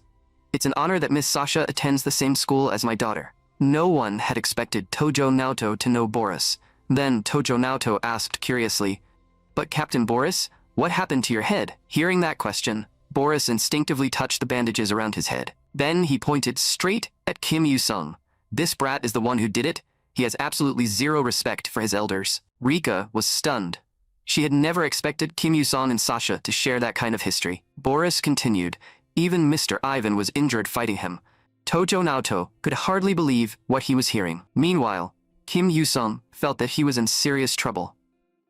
Somehow all his former opponents were now on the same side. He even started wondering whether he would ever be able to work out in peace again. But the next second, Tojo Naoto gave him a thumbs up and began showering him with praise. Tojo Karen felt that her father had completely embarrassed her in front of her friends. After that, everyone did their best to calm down. A long while later, they finally gathered around the table and prepared to study. When Kim Yu-sung asked who wanted to discuss their weak subjects first, Rika raised her hand and admitted that she was terrible at math and science. Kim Yu-sung took out the notes he had prepared at home and handed them to Rika. "Start by memorizing all these formulas." Then he gave each of the three girls the study materials he had prepared and told them that he would test them later. Time passed quickly, and Tojo Karen was the first person to take the test. After carefully reviewing her scores, Kim Yu-sung found that her overall average was decent, but she didn't have a single subject she truly excelled in. "So, Tojo Karen, try changing the way you memorize things. You also need to learn how to apply concepts to different problems." After dealing with Tojo Karen's problem, Sasha quickly asked Kim Yu-sung how she should study. Sasha struggled with classical literature. With no easier solution, Kim Yu-sung told her to read more and complete as many practice questions as possible. Then he handed Sasha the materials he had prepared for her and told her to take her studies seriously. Sasha nodded, and everyone returned to studying. Before they knew it, more than 2 hours had passed, so Kim Yu-sung told the three girls to take a break. Then he asked Tojo Karen, "Where's your kitchen?" She looked at him in confusion. "Why do you need the kitchen? Everyone's tired from studying. I'm going to make you some snacks and dessert." When the three girls saw Kim Yu-sung again, a short while later, their eyes immediately lit up. He returned carrying several bowls of colorful and delicious-looking bingsu. The three girls stared at the desserts in disbelief. This was one of the latest dessert trends from Korea. They had never expected Kim Yu-sung to know how to make it, so they immediately pulled out their phones and started taking pictures. Sasha looked at him with open admiration. Kim Yu-sung. He had no idea what she wanted. Under his confused gaze, Sasha scooped up a spoonful of bingsu and slowly lifted it to his mouth. The next second, two murderous glares locked onto Kim Yu-sung like sharpened blades. Kim Yu-sung instantly found himself trapped in an impossible situation. After a long internal struggle, he slowly opened his mouth and ate the bingsu Sasha offered him. By this point, Rika and Tojo Karen could no longer hide their death glares. Both girls approached Kim Yu-sung with their own bowls of bingsu, scaring him into instantly throwing his hands up in surrender. But surrendering didn't help at all. Kim Yu-sung felt that coming here today had been a terrible mistake. At that moment, Tojo Karen suddenly realized that her feelings for Kim Yu-sung had grown beyond simple friendship. She remembered how desperately Rika had explained that she and Kim Yu-sung were only friends. Then, she remembered how boldly Sasha had expressed her feelings for him. Without realizing it, Tojo Karen had also been drawn to Kim Yu-sung's kindness. Besides, Kim Yu-sung had made it clear that he wasn't dating either Rika or Sasha. That meant Tojo Karen still had a chance. She had already missed her previous opportunity, and she refused to let that happen again. After the exams ended, Kim Yu-sung saw how excited Rika looked, and immediately knew that she had done well. Rika happily suggested, "Why don't we go to karaoke and celebrate?" Everyone felt that they had done well on the exams, except for Sato, who looked completely devastated. But he only had himself to blame for never studying. Then Sato told Kim Yu-sung about a strange rumor he had recently heard. According to the rumor, the Russian Red Mafia had fought someone in the streets a few days earlier and actually lost. Cold sweat instantly covered Kim Yu-sung's face. He nervously asked, "Were there any witnesses?" Seeing his reaction, Sato burst out laughing. "Come on, the Mafia only exists in movies, doesn't it?" Kim Yu-sung. Sasha's voice suddenly came from behind him, making him jump. "I heard we're going to karaoke. I'll show you what the voice of an angel sounds like." With the exams finally over, everyone felt completely relaxed as they walked down the street, happily humming songs. Sato asked if anyone was hungry, and only then did Rika realize that it was already lunchtime. Rika pointed ahead. "There's a craft burger joint over there. Why don't we eat there?" But just then, a speeding motorcycle tore past Rika. The rider even turned around and shouted arrogantly, "Watch where you're walking." The next second, Rika realized that her wallet was gone. The rider had been a drive-by snatcher. "That bastard. Rika, hold my bag." Under Rika's shocked gaze, Kim Yu-sung launched himself forward and sprinted after the motorcycle. Then he looked back and shouted, "You guys go to the restaurant first. I'll meet you there later." Meanwhile, inside a secluded alley, two petty thugs were examining the loot they had just stolen. Suddenly, the sound of pounding footsteps behind them caught their attention. Kim Yu-sung was charging toward them like a wild beast. Terrified by the sight, the two men scrambled onto their motorcycle. They twisted the throttle all the way and finally felt slightly relieved. After all, no human could possibly outrun a motorcycle. But when the red-haired thief looked back to see if they'd lost Kim Yu-sung, Kim's figure rapidly grew larger in his eyes. "You bastard, give me the wallet back." Kim Yu-sung grabbed the motorcycle and lifted the entire vehicle into the air, leaving its rear wheel spinning wildly. The red-haired thief immediately begged for mercy and admitted that he was wrong, his entire body trembling in fear. At that moment, Kim Yu-sung looked like a terrifying demon god in the red-haired thief's eyes. The thief immediately handed over the wallet with the utmost respect. While Kim Yu-sung checked the wallet, the red-haired thief jumped onto the motorcycle and sped away. Kim Yu-sung didn't bother chasing him. All he wanted was to recover Rika's wallet. He had promised to go to karaoke with Rika, and this thief had completely thrown off their plans. Then, Kim Yu-sung happily returned to the others with the wallet. But not far away, a huge man was staring intensely at his back. The group continued having fun until evening, bringing the pleasant day to an end. Kim Yu-sung was wondering whether he should enjoy another workout after returning home when a voice suddenly came from behind him. The person who stopped him was a muscular man whose physique rivaled his own. Under Kim Yu-sung's confused gaze, the man suddenly dropped to his knees. "Please accept me as your disciple." His words immediately startled Kim Yu-sung. As more people gathered around them, Kim Yu-sung became increasingly uncomfortable. Most importantly, he didn't even know this man. "My name is Kaz. Please accept me." Kim Yu-sung quickly told him to stand up because far too many people were watching. Then, Kim Yu-sung hurriedly pulled Kaz away from the crowd. Kaz stood an entire head taller than him. Yet somehow, this enormous man claimed that he was only 17 years old. Kaz continued, "I'm also the leader of the 100 Demon Night Parade biker gang. The guy who stole your friend's wallet was one of my men. Kim Yu-song asked in confusion. That matter is already settled. Why did you still come looking for me? Because you are a true warrior, a man of extraordinary strength. Even though I was tall as a child, I was incredibly timid. Because of that, other people constantly bullied me. That was when I realized that no one could bully me if I became strong. So I kept training, and my body grew larger and larger. Eventually, I somehow became the leader of a biker gang. But deep down, I knew I was only pretending to be strong. Running with people who bullied the weak made me ashamed of myself. When I saw you, I finally understood. I want to become someone who is truly strong, just like you. I also want friends who are worth giving everything I have to help. After hearing Kaz's story, Kim Yu-song sighed helplessly. He couldn't understand why these strange situations always happened to him. Just as he was wondering how to send Kaz away, an idea suddenly flashed through his mind. I can accept you as my disciple, but there's one condition. If you can follow my daily routine for 3 straight days, I'll officially accept you. Kim Yu-song smiled wickedly to himself. He was determined to make Kaz quit on his own. And so, Kim Yu-song began training with his would-be disciple. But Kaz's stamina was surprisingly terrible. At this rate, he might give up before long. After finishing the run, Kim Yu-song had Kaz try doing pull-ups. Seeing the determined look on Kaz's face, Kim Yu-song thought he was finally about to unleash his hidden potential. But after completing only 1 pull-up, Kaz's hands began trembling uncontrollably. Then he fell straight off the bar. Kim Yu-song immediately told him to give up, since these were only the most basic exercises. But Kaz suddenly clung to Kim Yu-song's leg and burst into tears. Didn't you promise me a 3-day trial period? If I were already that capable, why would I need to become your disciple? Watching a man even bulkier than himself sob like this made Kim Yu-song deeply uncomfortable. So Kim Yu-song personally demonstrated the proper form and explained the key points of the exercise. To his surprise, Kaz actually managed to keep going. At first, he could only complete 1 pull-up, but his number of repetitions gradually increased. Kaz's determination was genuinely impressive. The previous night, he had trained for 2 full hours. Kim Yu-song had originally planned to scare him away with brutal training, but after seeing how sincere Kaz was, he began to feel guilty. Just then, Satoru walked up behind Kim Yu-song and greeted him. I heard an incredibly beautiful girl is coming to school today. Have you heard about it? Kim Yu-song shook his head. Satoru continued, then you at least know about the 3 beauties of our academy, right? The first is Student Council President Kumiko.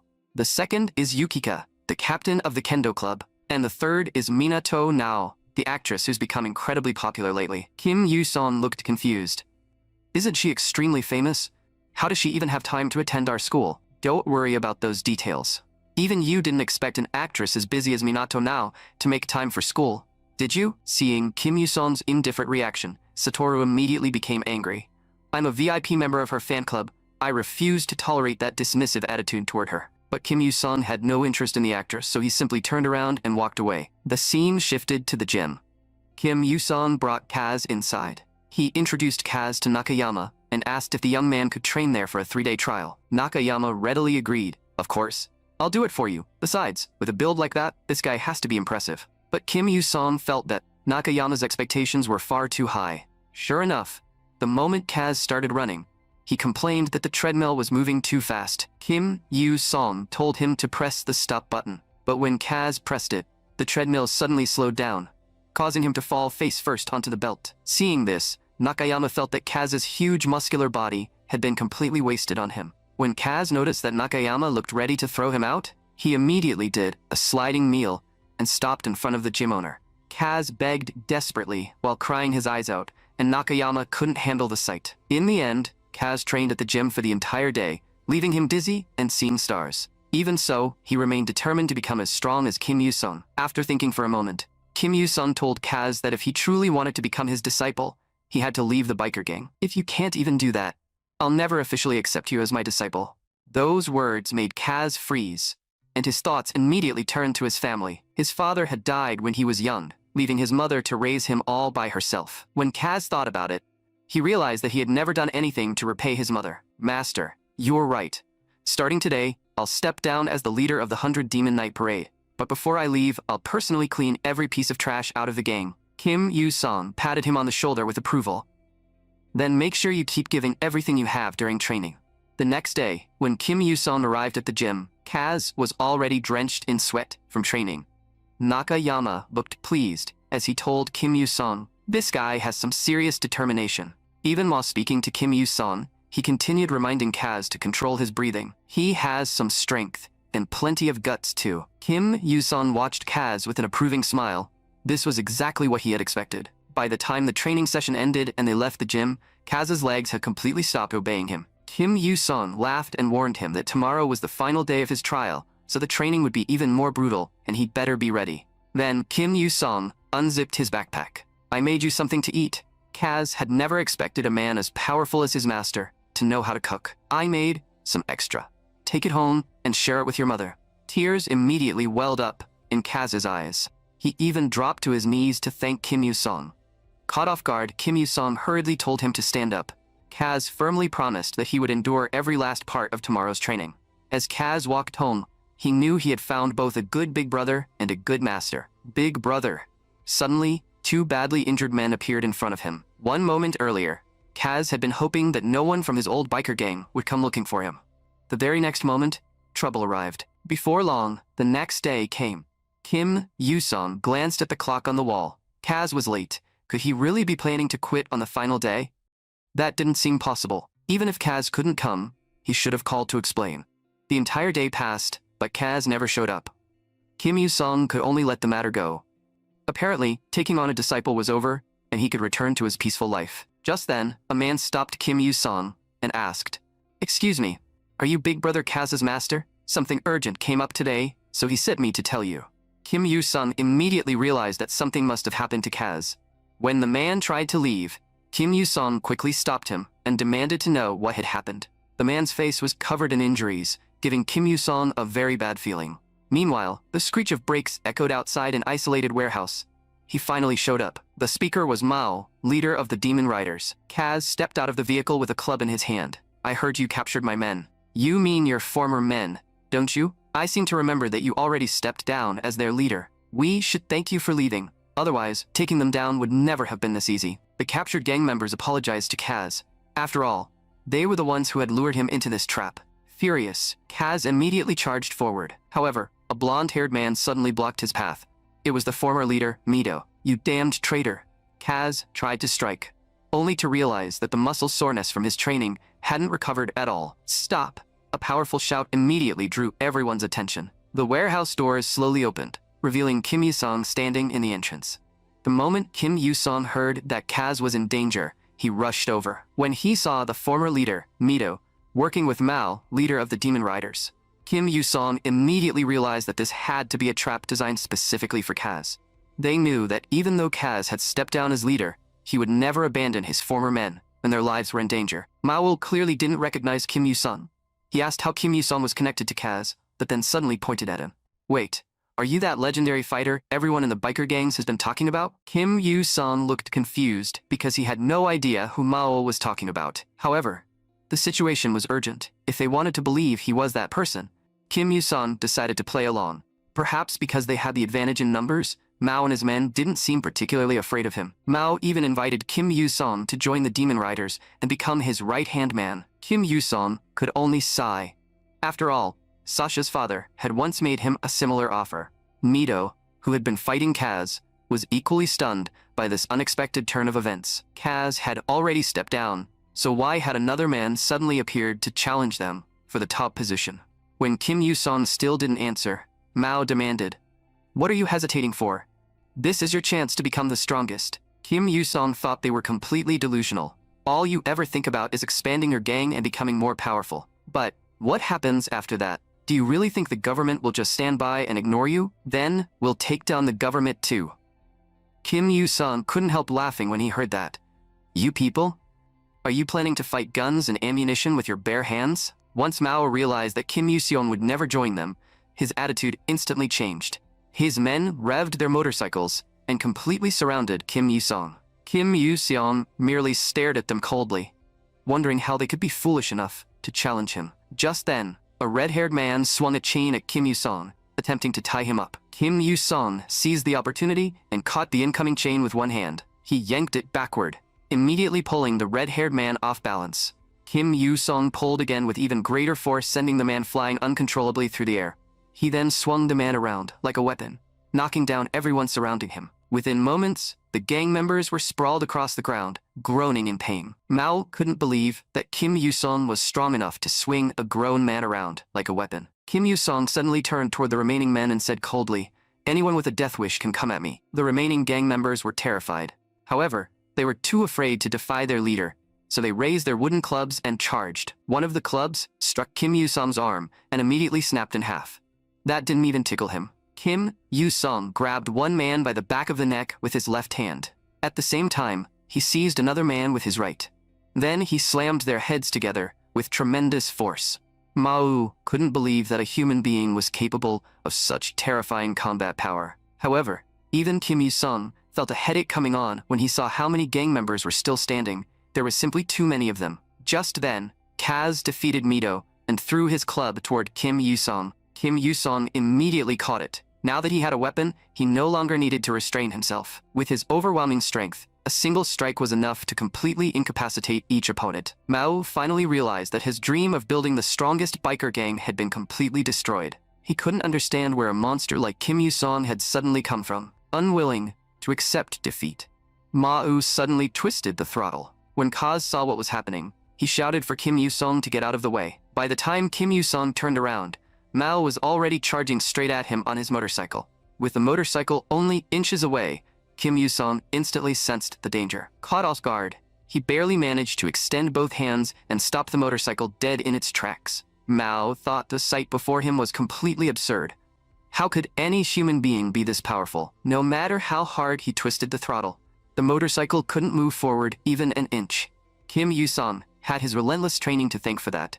Otherwise, he might have been in serious trouble. Even Nakayama had said that Kim Yu-sung was becoming more like a monster every day. In fact, Nakayama had once suspected that Kim Yu-sung was secretly using steroids. His suspicion wasn't entirely unreasonable.